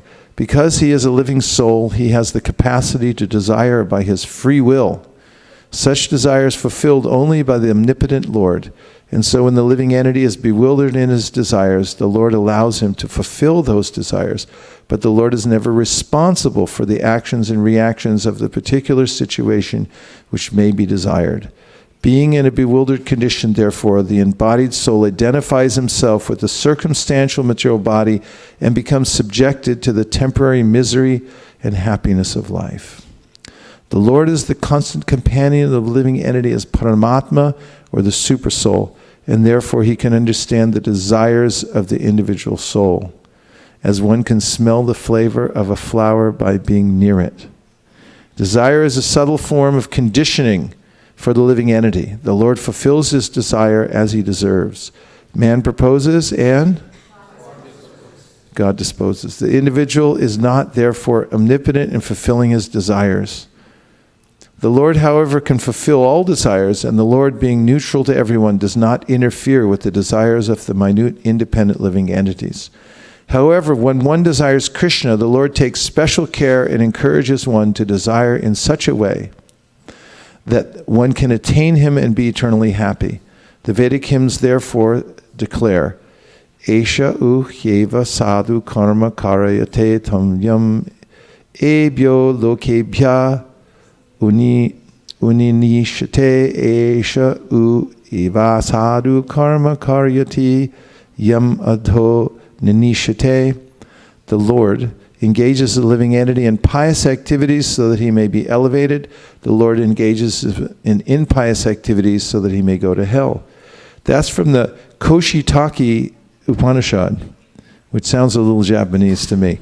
Agno jantur amisho yam atmana sukha dukayo ishvara prerito gachet swargam vashvabhram evacha. The living entity is completely dependent in his distress and happiness. By the will of the Supreme Lord, he can go to heaven or hell as a cloud is driven by the air. Therefore, the embodied soul, by his immemorial desire to avoid Krishna consciousness, causes his own bewilderment. Consequently, although he is constitutionally eternally blissful and cognizant, due to the littleness of his existence, he forgets his constitutional position of service to the Lord and is thus entrapped by nescience. And under the spell of ignorance, the living entity claims that the Lord is responsible for his conditional existence. In the Vedanta Sutra 2134, the Vedanta Sutras also confirm this. Vishamya nagranye na supekshatva tata hi darshayati. The Lord neither hates nor likes anyone, though he appears to. Thank you for entering that into evidence. We'll take a couple more, and then we better chant Hare Krishna. Yes. Sukeshri. Oh, Prabhu, you had the mic. You've been waiting. Go ahead, and then we'll go 1, 2, 3. Hare Krishna, Prabhuji. Hare Krishna. In the previous verse, and in the purport, it was said like the material activities, reactions of the material activities, and is mercy of Lord. That particular section. So I would like to understand. You'd like to understand that? I would like to understand. Actually, I had this question for a long time because of I'm just new here. How are adverse material activity reactions good for us? Or? No, Prabhuji. Basically, sorry for that. I would like to understand. Could you hold the mic below your lower lip? There, yeah, perfect. So I would like to understand how to differentiate between, is this a reaction of my imperfect senses because of which I am having this result, or is this a mercy of a Lord what has come to me? Well, you can. It depends on your frame of reference, but the Bhagavatam says that if you develop a frame of reference that of the whole material world as being a place for your refinement, then and that the Lord's will is behind it, those two elements are important, then whatever happens to you adversely, and of course it comes from our own activities, that we've already established. And the quintessential verse from the Srimad Bhagavatam 10:14-8 says, Tate nukampam susamikshamano bunjana evatma kritam vipakam hritvagvapurvir vidatam namaste jiveta yo mukti pade sadaya bhak. And this translation says, my dear Lord, anyone, Brahma is saying, who earnestly waits for you to bestow your causeless mercy upon him, all the while patiently suffering the reactions of his past misdeeds and offering you respectful obeisances with his heart, words, and body, is surely eligible for liberation, for it has become his rightful claim. Purport Srila Sridhar Swami explains in his commentary that just as a legitimate son has to simply remain alive to gain an inheritance from his father, one who simply remains alive in Krishna consciousness, following the regulative principles of Bhakti Yoga, automatically becomes eligible to receive the mercy of the personality of Godhead. In other words, he will be promoted to the kingdom of God. The word susamikshamana indicates that a devotee earnestly awaits the mercy of the Supreme Lord, even while suffering the painful effects of previous sinful activities. Lord Krishna explains in the Bhagavad-gita that a devotee who fully surrenders unto him is no longer liable to suffer the reactions of his previous karma. However, because in his mind, a devotee may still maintain the remnants of his previous sinful mentality, the Lord removes the last vestiges of the enjoying spirit by giving his devotee punishments that may sometimes resemble sinful reactions. The purpose of the entire creation of God is to rectify the living entity's tendency to enjoy without the Lord, and therefore the particular punishment given for a sinful activity is specifically designed to curtail the mentality that produced the activity. Although a devotee has surrendered to the Lord's devotional service until he is completely perfect in Krishna consciousness, am I reading too fast? He may maintain a slight inclination, possible, to enjoy the false happiness of this world. The Lord therefore creates a particular situation to eradicate this remaining enjoying spirit. This unhappiness suffered by sincere devotee is not technically a karmic reaction. It is rather the Lord's special mercy for inducing his devotee to completely let go of the material world and return home back to Godhead. Does that help in any way? I'm asking Prabhu. Yeah, Prabhuji, basically, I understood it. At the same time, I was not talking about the past karmas, but the present karmas that we are doing. Well, just the present karmas that you're doing. Yeah, and their reactions. And what are they sometimes like the reactions of, so that, I should understand that whether this particular it was because of my imperfect senses this was done, or this was because of my, or and I'm to say how to take it as a mercy of Lord in that case, basically. No, see because of the way the logic of this works. Tateyanukampam susamikshamanu bunjana evatma kritam vibhakam. He's saying is Lord Brahma that we should take it whatever reactions are coming to me, I'm causing, whether present, past, or in the future. This is my activity that's doing it. And that's the consideration. We're not saying that it's coming from the Lord, but he arranges the material world in such a way that I can become sensitized. And really, if you consider it, whatever frustration comes from the karmic reactions that we have as oftentimes brings us to take more shelter of the Supreme Personality of God, and that's the inclination that we should develop. It is because of our ignorance and moving in the material world without proper knowledge or instruction that has caused my reactions in the material world. There was one more? Two more. 1, 2. So Prabhu, I was just thinking, just in short, for me to understand, when a living entity is, exposed to listening to Srimad Bhagavatam, makes the right choices because the intelligence is completely purified, listening to Shastras or, observing other advanced devotees, they will start using their will in the right way. So in that sense, when they use their will in the right way, Krishna also helps them to control their mind, and also that they are not affected by the 3 modes of material nature, and they can attain to the highest level. The other part that we were just reading before. So when you mentioned the before shloka, which said that the 3 modes of material nature acts upon the person, that is because of their own will again, right? So it's not to do with Krishna. It's to do with every living entity's what his desire is. So the desire is what is the culprit out of the whole thing. Right.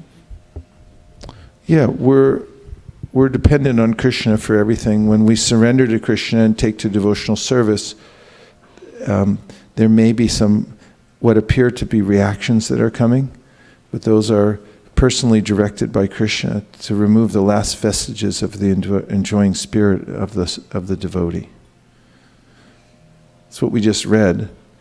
And this is indicated also by Narada in the 5th chapter of the 1st canto of the Bhagavatam, where he says, Navajano jatu katan shandavrajin mukunda sevan yavaranga samsmritin smaran mukundang rupaguhanam punar vihatamichin narasagrahojana.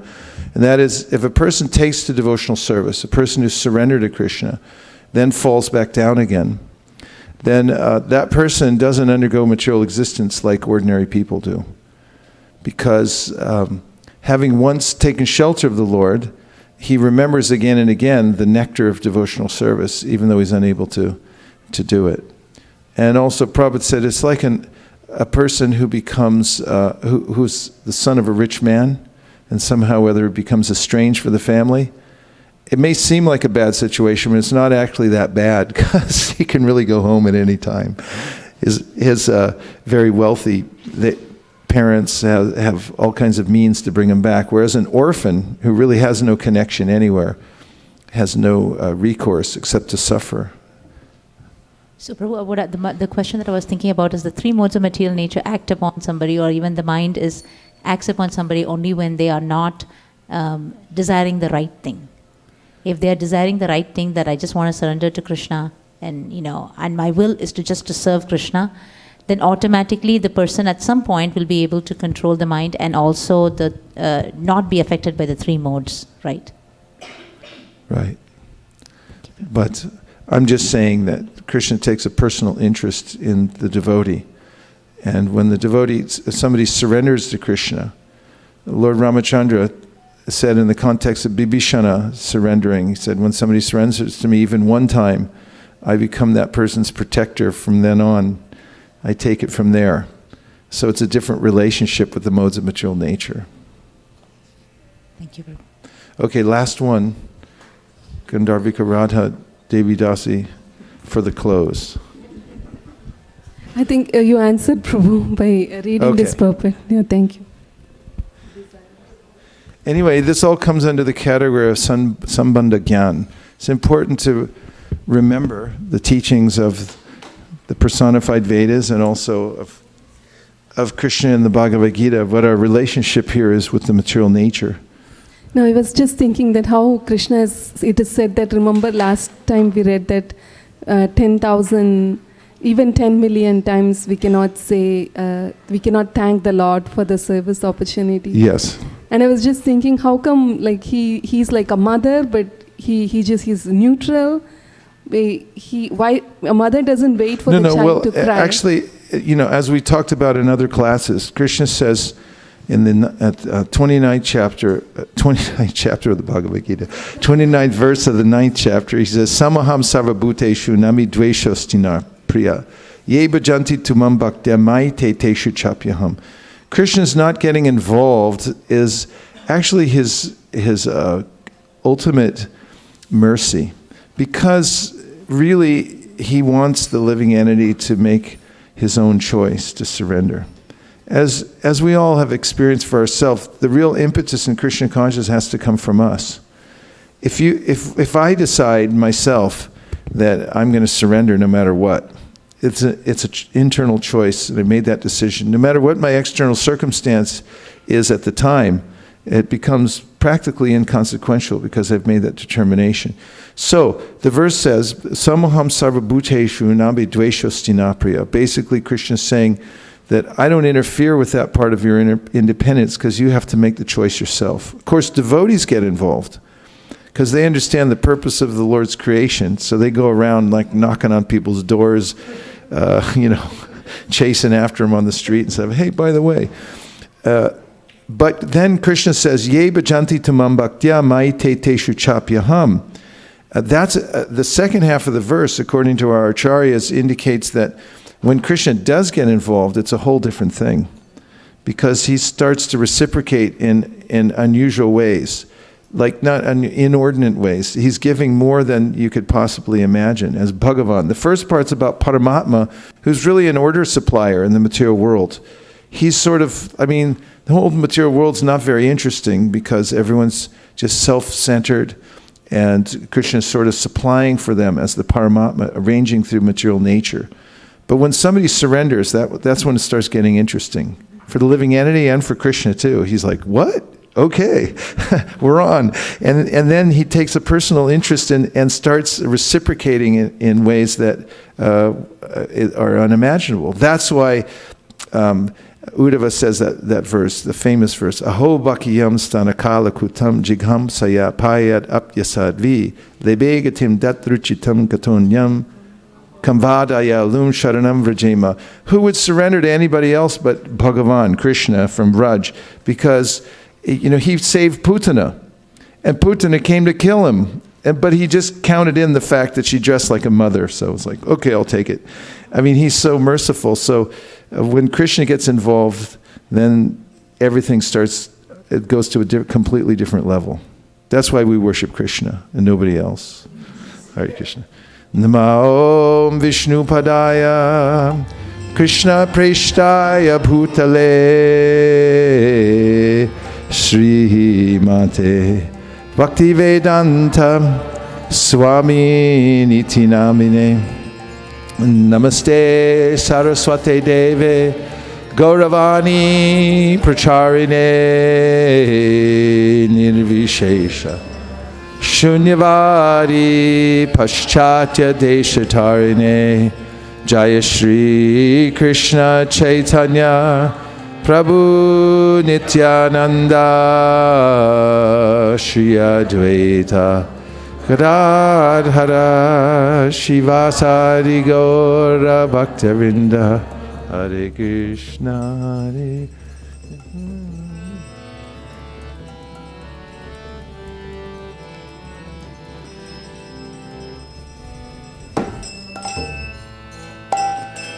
Hare Krishna, Krishna Krishna, Hare Hare, Hare Rama, Rama Rama, Hare Hare.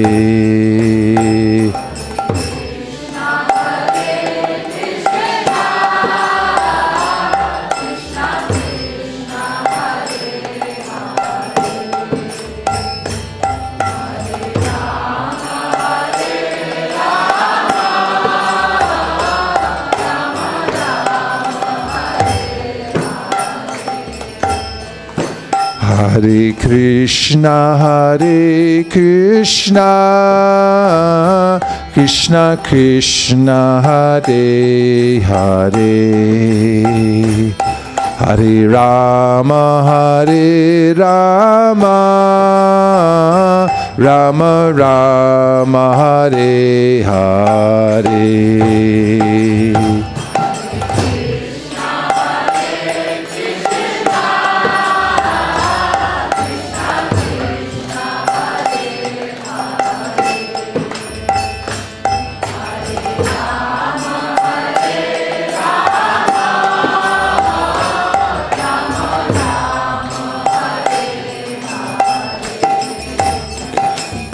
Hare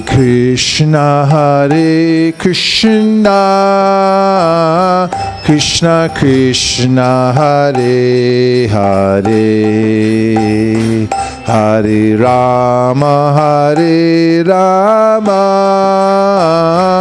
Rama Rama, Hare Hare.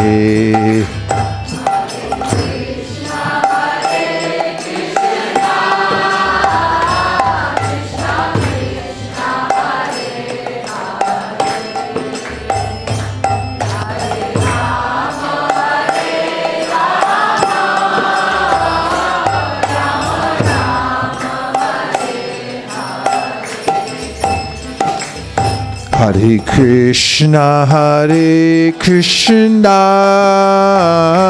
Krishna Krishna, Hare Hare,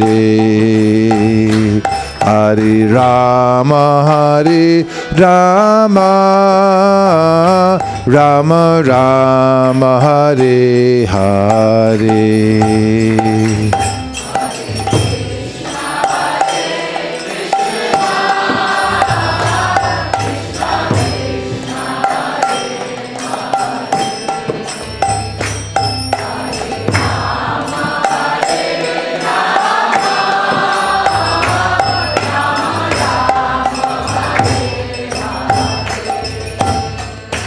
Hare Krishna, Krishna Krishna, Hare Hare, Hare Rama,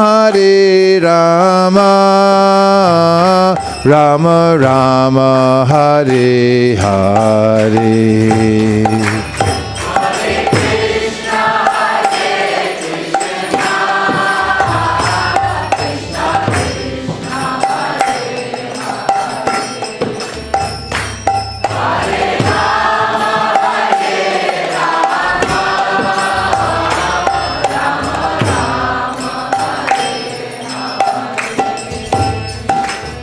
Hare Krishna, Krishna Krishna, Hare Hare, Hare Rama, Rama Rama, Hare Hare.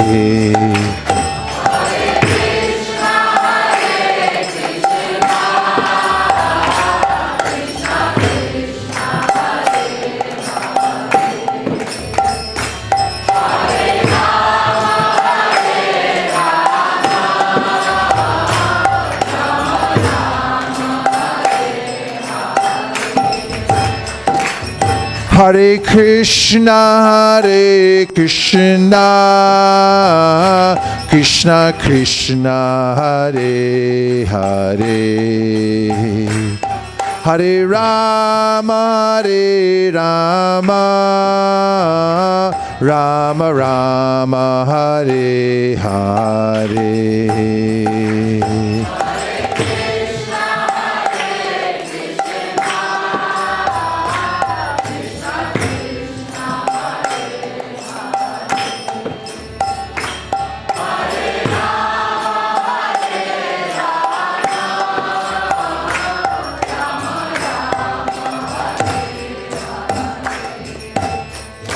Hare Krishna,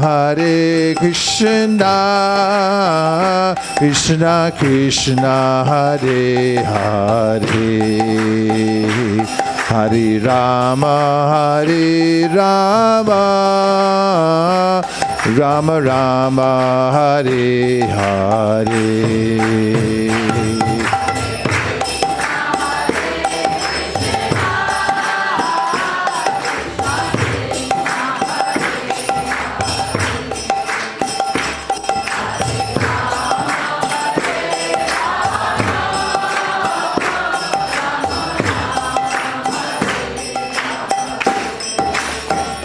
Hare Krishna,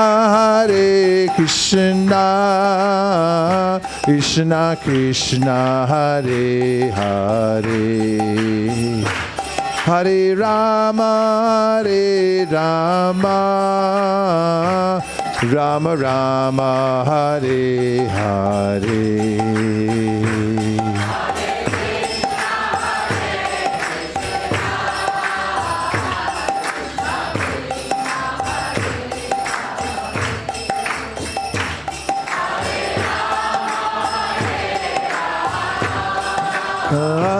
Rama Rama, Hare Hare.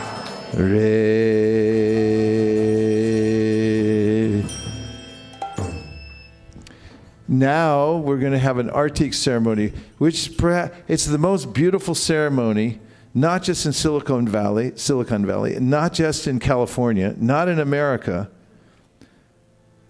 but in the whole world. No, in the whole universe. There's nothing more beautiful than this Arati ceremony, and the song that's written by Bhaktivinoda Thakur brings out our love for the Panchatattva and seeing Mahaprabhu in the holy Dham. So let's go into the aesthetic beauty of this song and the wonderment that it creates in observing the Sri Panchatattva and worshiping Lord Chaitanya Mahaprabhu, which is the prime goal of life, because nobody is better than Lord Chaitanya Mahaprabhu. Hare Krishna. So we'll put away all the asanas, and we'll even roll up this rug, and then we're going to make a whole big dance floor here, and we're going to have an Arati ceremony. Thank you very much for joining us here at ISKCON of Silicon Valley, and please say Hare Krishna to everyone who joined us online. Okay, same thing, but twice as loud. Thank you very much.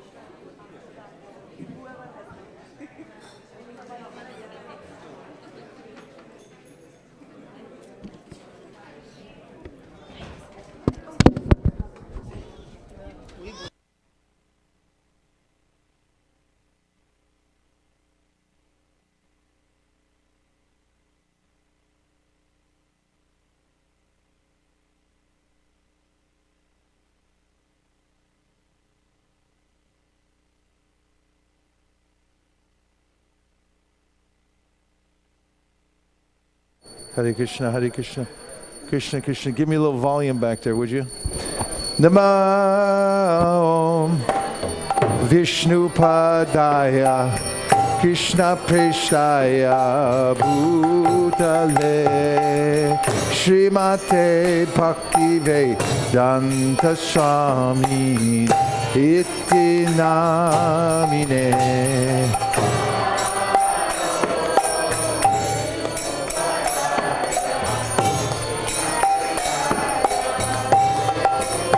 Go Premanande Haribo.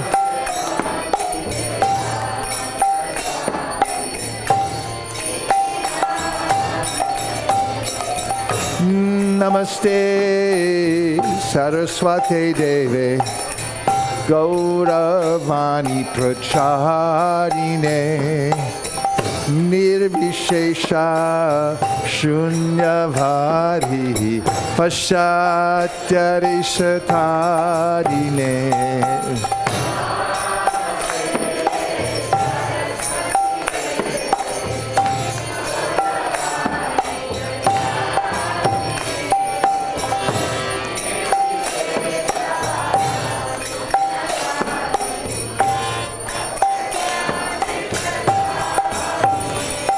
Jaya Jaya Gaura Chande Arati Koshoba Gaur Premanande.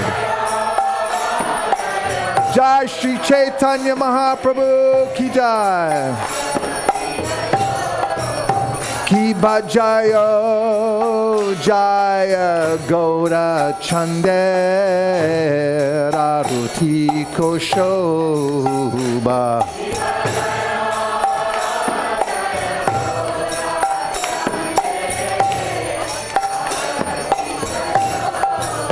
Ki Bhajayo Jaya Gaura Chande Arati Koshoba.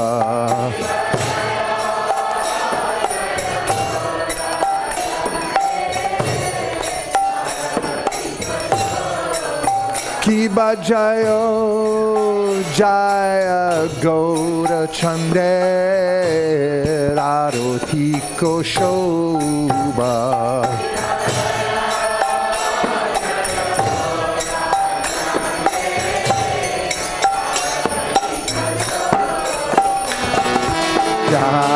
Janavi Katkavani Jagamana Loba.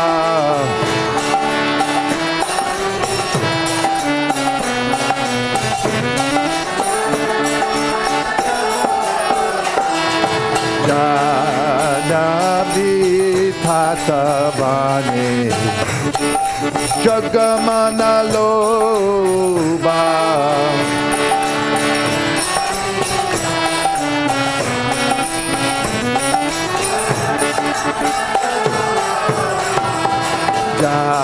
Janavi Tatavane Jagamana Loba.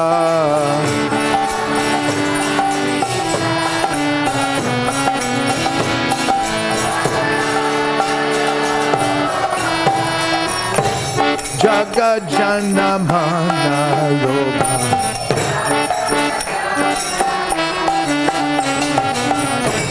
Jagajanamana Loba.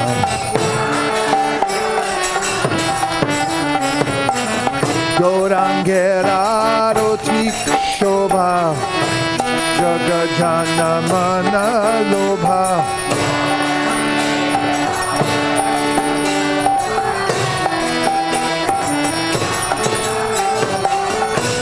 Gaurangera Rotik Shobha.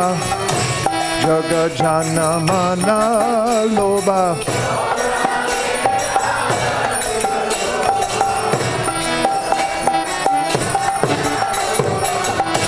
Jagajanamana Loba.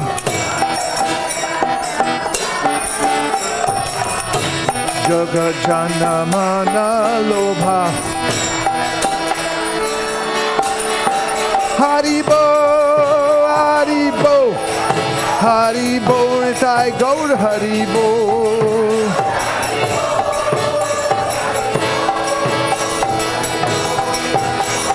Nitai Gaur Hari Bol, Hari Bol, Hari Bol, Nitai Gaur Hari Bol.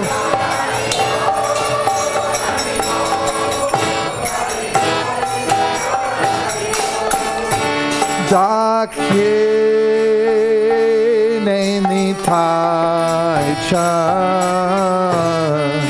Mame Gadadhara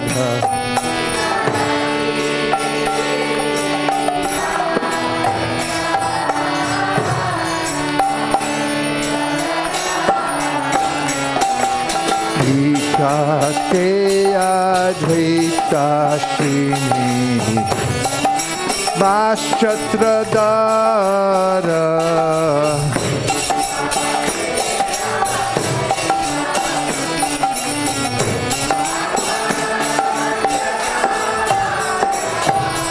Bhoshti Ache Gaurachan Ratna Singhasane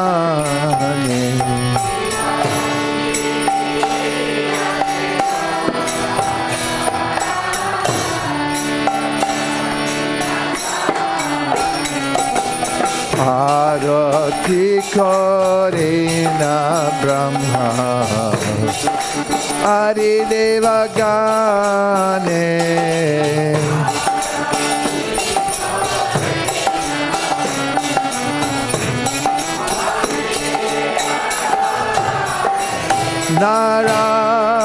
Narari Adi Kori Chamaradhulaya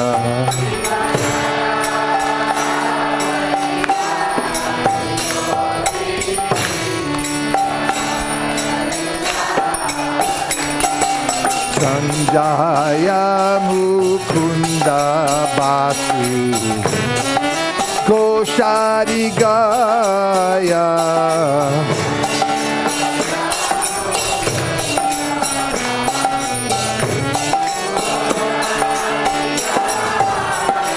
Shankha Baje Gandha Baje Baje Karatala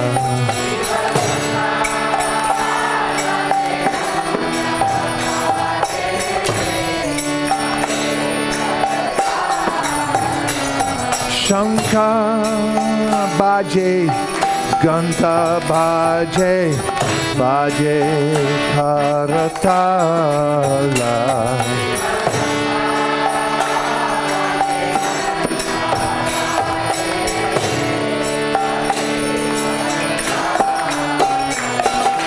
Madhura Mridanga Baje Paramarasala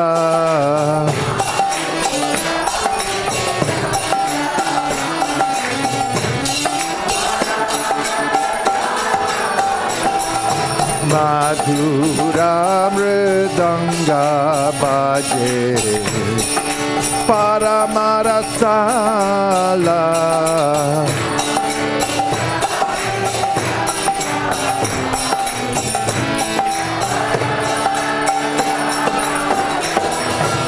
Madhura Mridanga Baje Paramarasala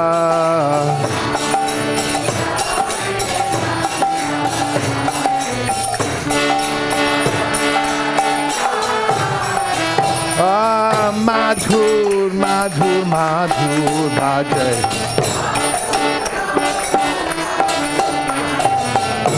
Madhur, Madhur, Madhur Bhaje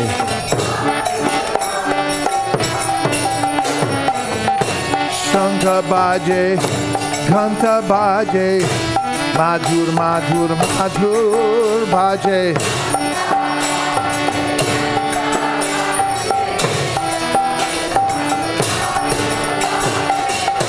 Shankha Bhaje, Ghanta Bhaje Madhur, Madhur, Madhur Bhaje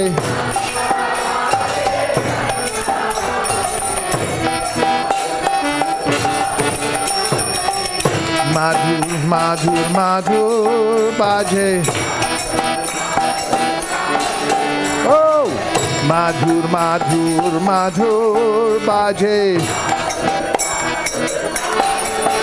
Haribo, Haribo, Haribo, Sai Gaur Haribo.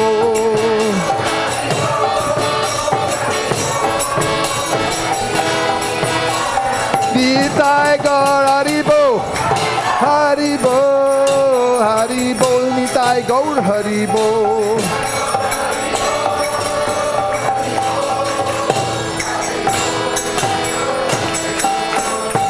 Bahu Koti Chandra Jini Vadana Ujvala.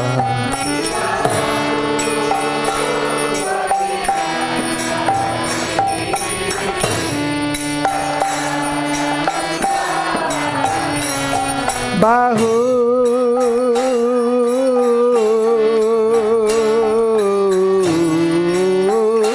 Koti Chandrajini Vadana Ujvala.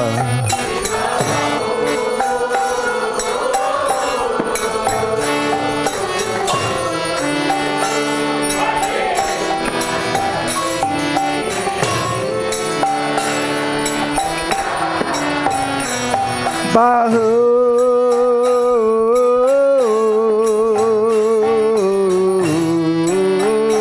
Koti Chandrajini Vadana Ujvala.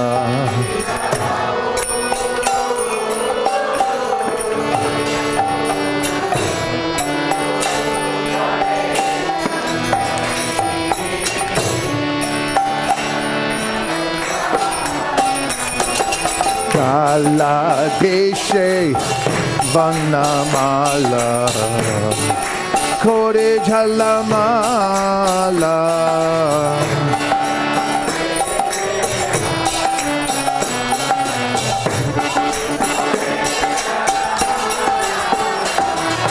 Kala Deshe Vanamala Kore Jhalamala.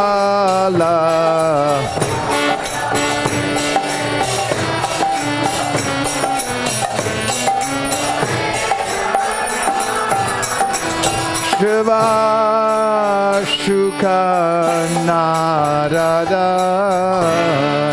Preme Gadagada.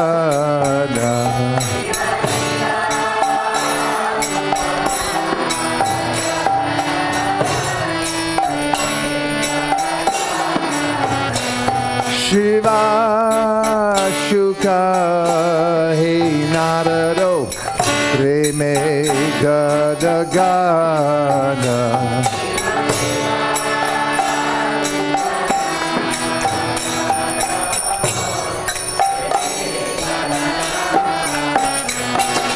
Bhakti Vinoda Deke Gaurara Sampada. Thakur Bhakti Vinod ki jai.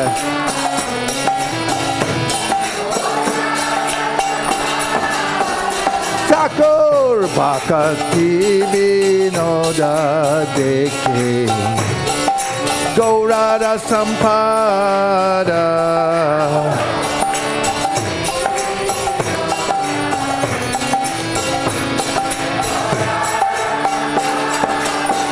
Kiba Jayo Jaya Gaura Chande Arati Koshoba.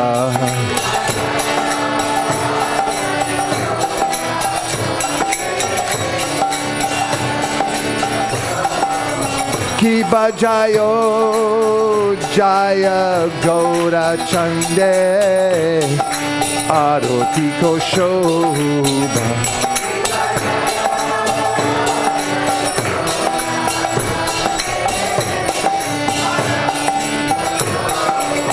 Kiba Jayo Jaya Gaura Chande Arati Koshoba.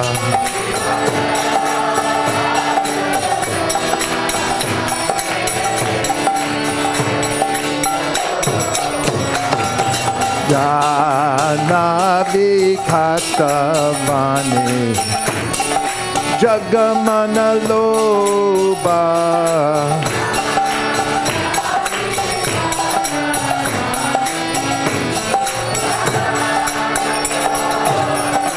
Jaya Shri Krishna Chaitanya Prabhu Nityananda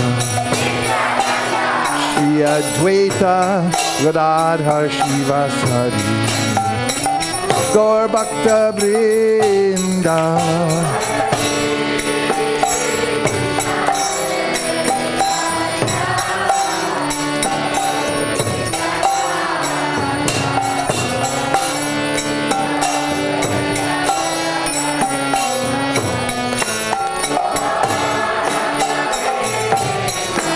Jai Shri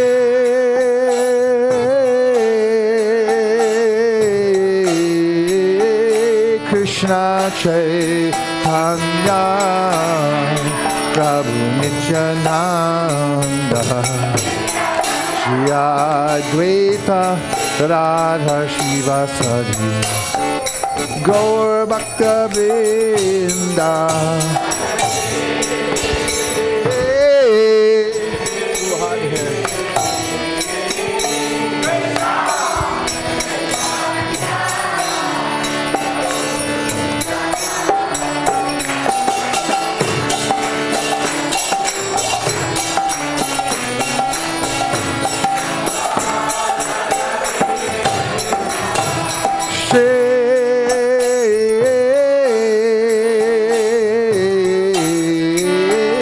Krishna Chaitanya Prabhu Nityananda Shri Advaita Radha Shivasari Gaur Bhakta Vrinda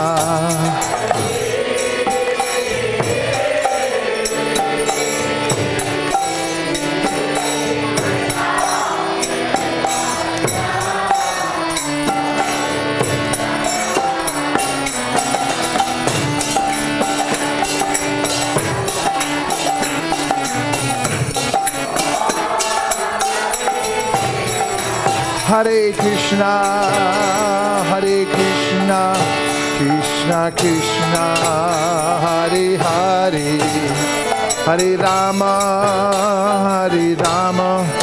Rama Rama, Hare Hare.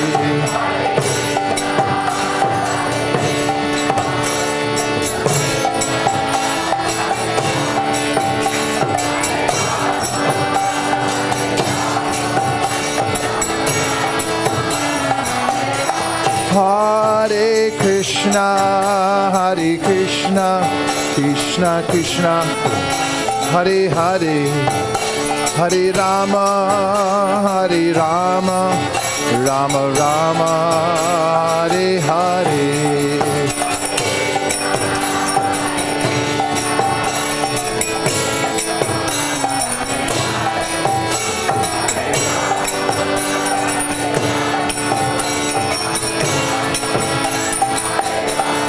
Hare Krishna, Krishna Krishna, Hare Hare, Hare Rama, Rama Rama, Hare Hare. Krishna.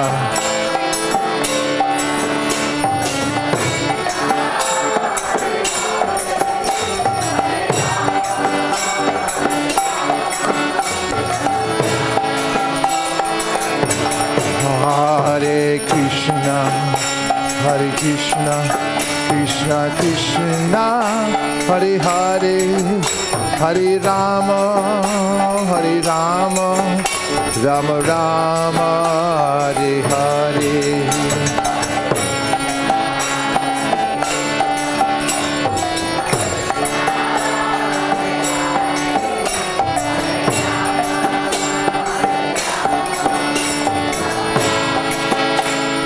Govinda Jaya Jaya, Gopala Jaya Jaya, Govinda Govinda Jai Jaya, Gopala Jai Jaya, Radha Ramana Hari Govinda Jai Jaya, Radha Ramana Hari Govinda Jai Jai, Govinda Jai Jaya, Gopala Jai Jai, Govinda Jaya Jaya, Gopala Jaya Jaya, Radha Ramana Hari Govinda Jaya Jaya, Radha Ramana Hari Govinda Jaya Jaya, Govinda Jaya Jaya, Gopala Jaya Jaya, Govinda Jaya Jaya, Gopala Jaya Jaya,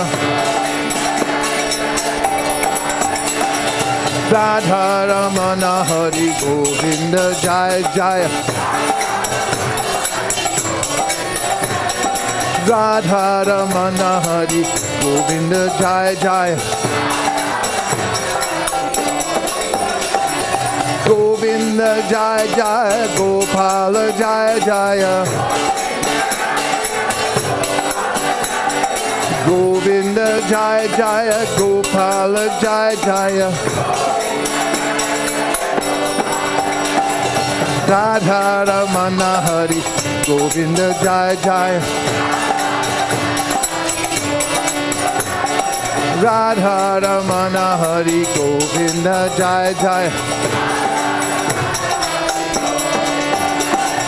Hare Krishna, Krishna Krishna, Hare Hare, Hare Rama, Rama Rama, Hare Hare.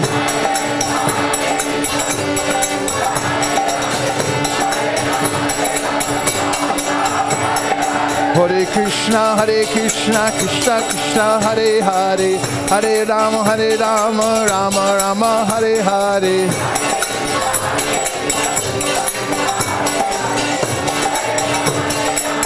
Nitai Gaur Haribo, Haribo, Haribo, Nitai Gaur Haribo.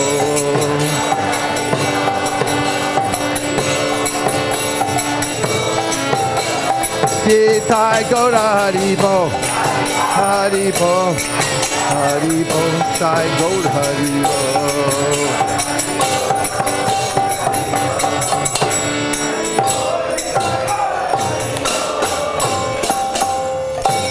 Go Premanande Jayom Vishnupad Paramhamsa Privraj Gacharya Stotra Shishimada Bhai Charanada Vinda Bhaktivedanta Swami Maharaj Srila Prabhupada Ki Jai Jayom Vishnupad Paramhamsa Privraj Gacharya Stotra Shishimad Srila Bhakti Siddhanta Saraswati Goswami Maharaj Ki Jai Ananta Kodi Vaishnavinda Ki Jai Namacharya Srila Haridas Thakur Ki Jai Prem Zagaho Shri Krishna Chaitanya Prabhu Nityananda Shri Advaita Gadadhara Shivasari Bhaktivinoda Ki Shri Shri Radha Krishna Gokopinath Shyamakunda Radhakunda Giri Govardhan Ki Jai Shri Vrindavan Dham Ki Jai Shri Mayapur Ramdeep Dham Ki Jai Shri Jagannath Puri Dham Ki Jai Tulsi Devi Bhakti Devi Ki Jamuna Devi Ganga Devi Ki Sambeda Bhaktivinoda Ki. All glories to some of the devotees. All glories to some of the devotees. All glories to some of the devotees. Gaur Premanande Hari Hari Bo.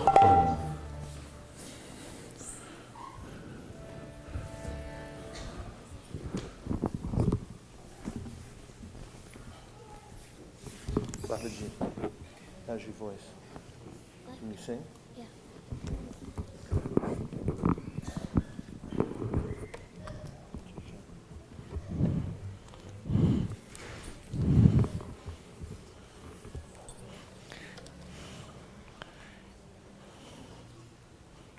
Namaste Narasingaya.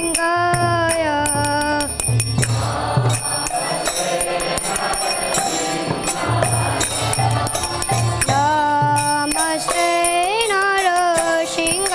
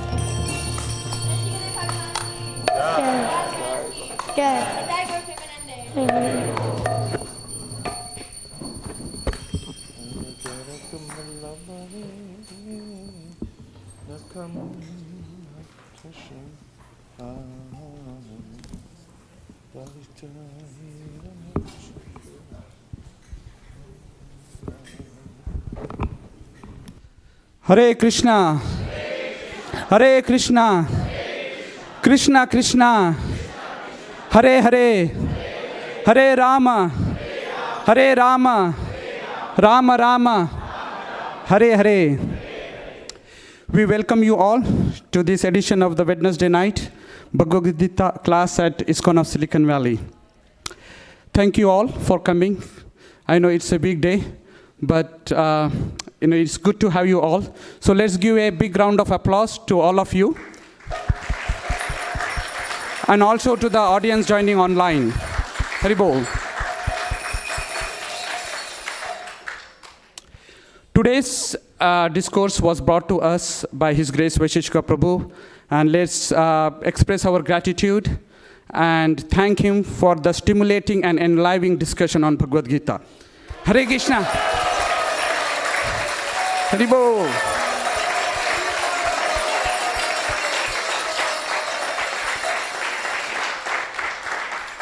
We'll also like to thank Madhava? Yes, for leading us the Narasimha Arati. Haribol.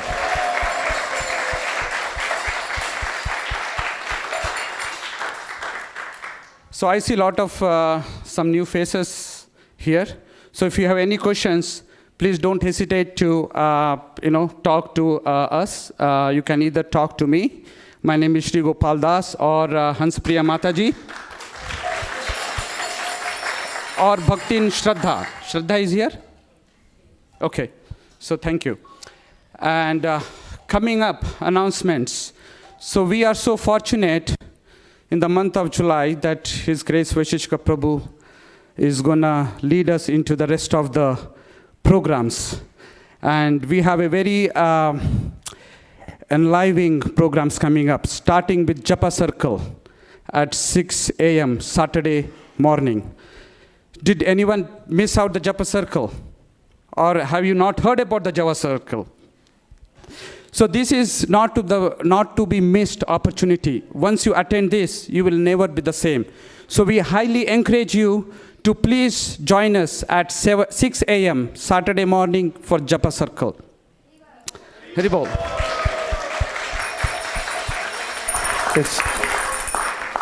Just to mention, it's part of the campaign of Make Japa Great Again.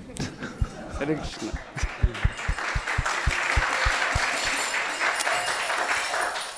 And also coming up next Friday, not this Friday, but next Friday is our monthly Kirtan Oasis Festival. Haribol!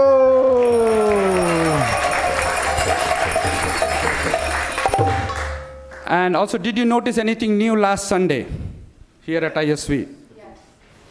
Okay, few devotees say yes. So this is our ongoing improvement for the Sunday Feast program. So starting August 11th, we are changing the times for the Sunday Feast. It's going to start at 4 p.m. instead of 3 p.m. And there are lot of new additions we're going to add to the Sunday Feast. So do watch out for the space, and hope you all join us regularly to the Sunday Feast program. Haribol. Cooks, Avantika. Hare Krishna. Today's cooks and cleaners are Bishwapati Prabhu, Rupa Sri Mataji, Rohini, Gandharvika Mataji, and Vijay Damodar Prabhu. Haribol. So I think we'll go on to the Prasadam prayers. We can read this together. It's a translation Shraddha of... Mataji has some announcement. I just wanted to announce that those of you who took the IDC course in this June, please see Shivas Pandit Prabhu before going for the Prasadam. It'll take 5 minutes. That's all. This is a translation of the first in the series of worshipful prayers before taking prasadam. And we can recite these together in English first. O Lord, this material body is a place of ignorance, and the senses are a network of paths to death. Somehow we have fallen into this ocean of material sense enjoyment, and of all the senses, the tongue is the most voracious and uncontrollable. It is very difficult to control the tongue in this world. But you, dear Krishna, are very kind to us and have given us such nice prasad just to control the tongue. Now we take this prasad to our full satisfaction and glorify you, Radha and Krishna, and in love call for the help of Lord Chaitanya and Nityananda. Sharirat Vijajal Jodendriya Kahika Jive Pele Vishaya Shagare Dharma Dedi Boyati Lobo Muisu Dhurmati Take Deta Katita Sanchare Krishna Bora Doyamor Kori Bare Jivajar Shaprashad Rana Dilobha Shayanamrita Pa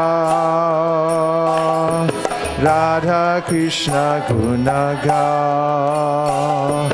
Preme Dako Shri Chaitanya Dita Preme Dako Shri Chaitanya Dita Mahaprasade Govinde Nama Brahmari Vaishnave Salpa Punyavatam Rajan Vishwaso Naivajai Prasade Sarva Tukanam Hanirasyo Pujayate Prasana Chetaso Yashu Buddhi Parya Batishta Prayopa Bhutta Shaganda Vasalankara Charchitaha Uchishta Bojino Dasas Tavamayam Jayemahi Bhagavad Shri Mahaprasada Ki Gaur Premanande Nitai Gaura Haribo Haribo Haribo Nitai Gaura Haribo.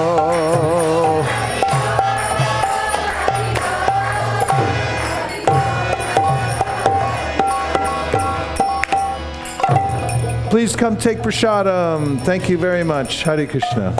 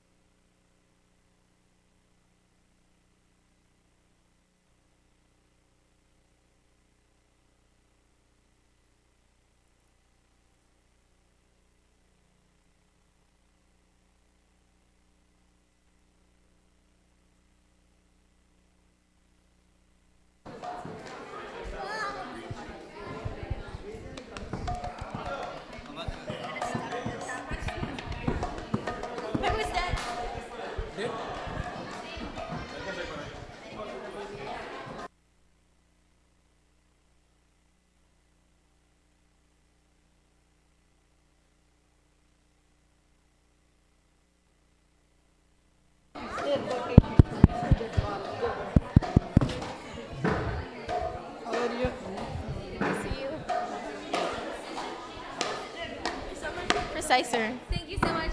I thought you told the Prabhu. Or did you? Do you not notice it? No one's noticing. Wait, I noticed it when you during the braid. I come in here. Everyone needs to know, yeah. Thank you. No, I'm waiting. I'm scared. But he has to do the. He said he'll come out in a minute to wait.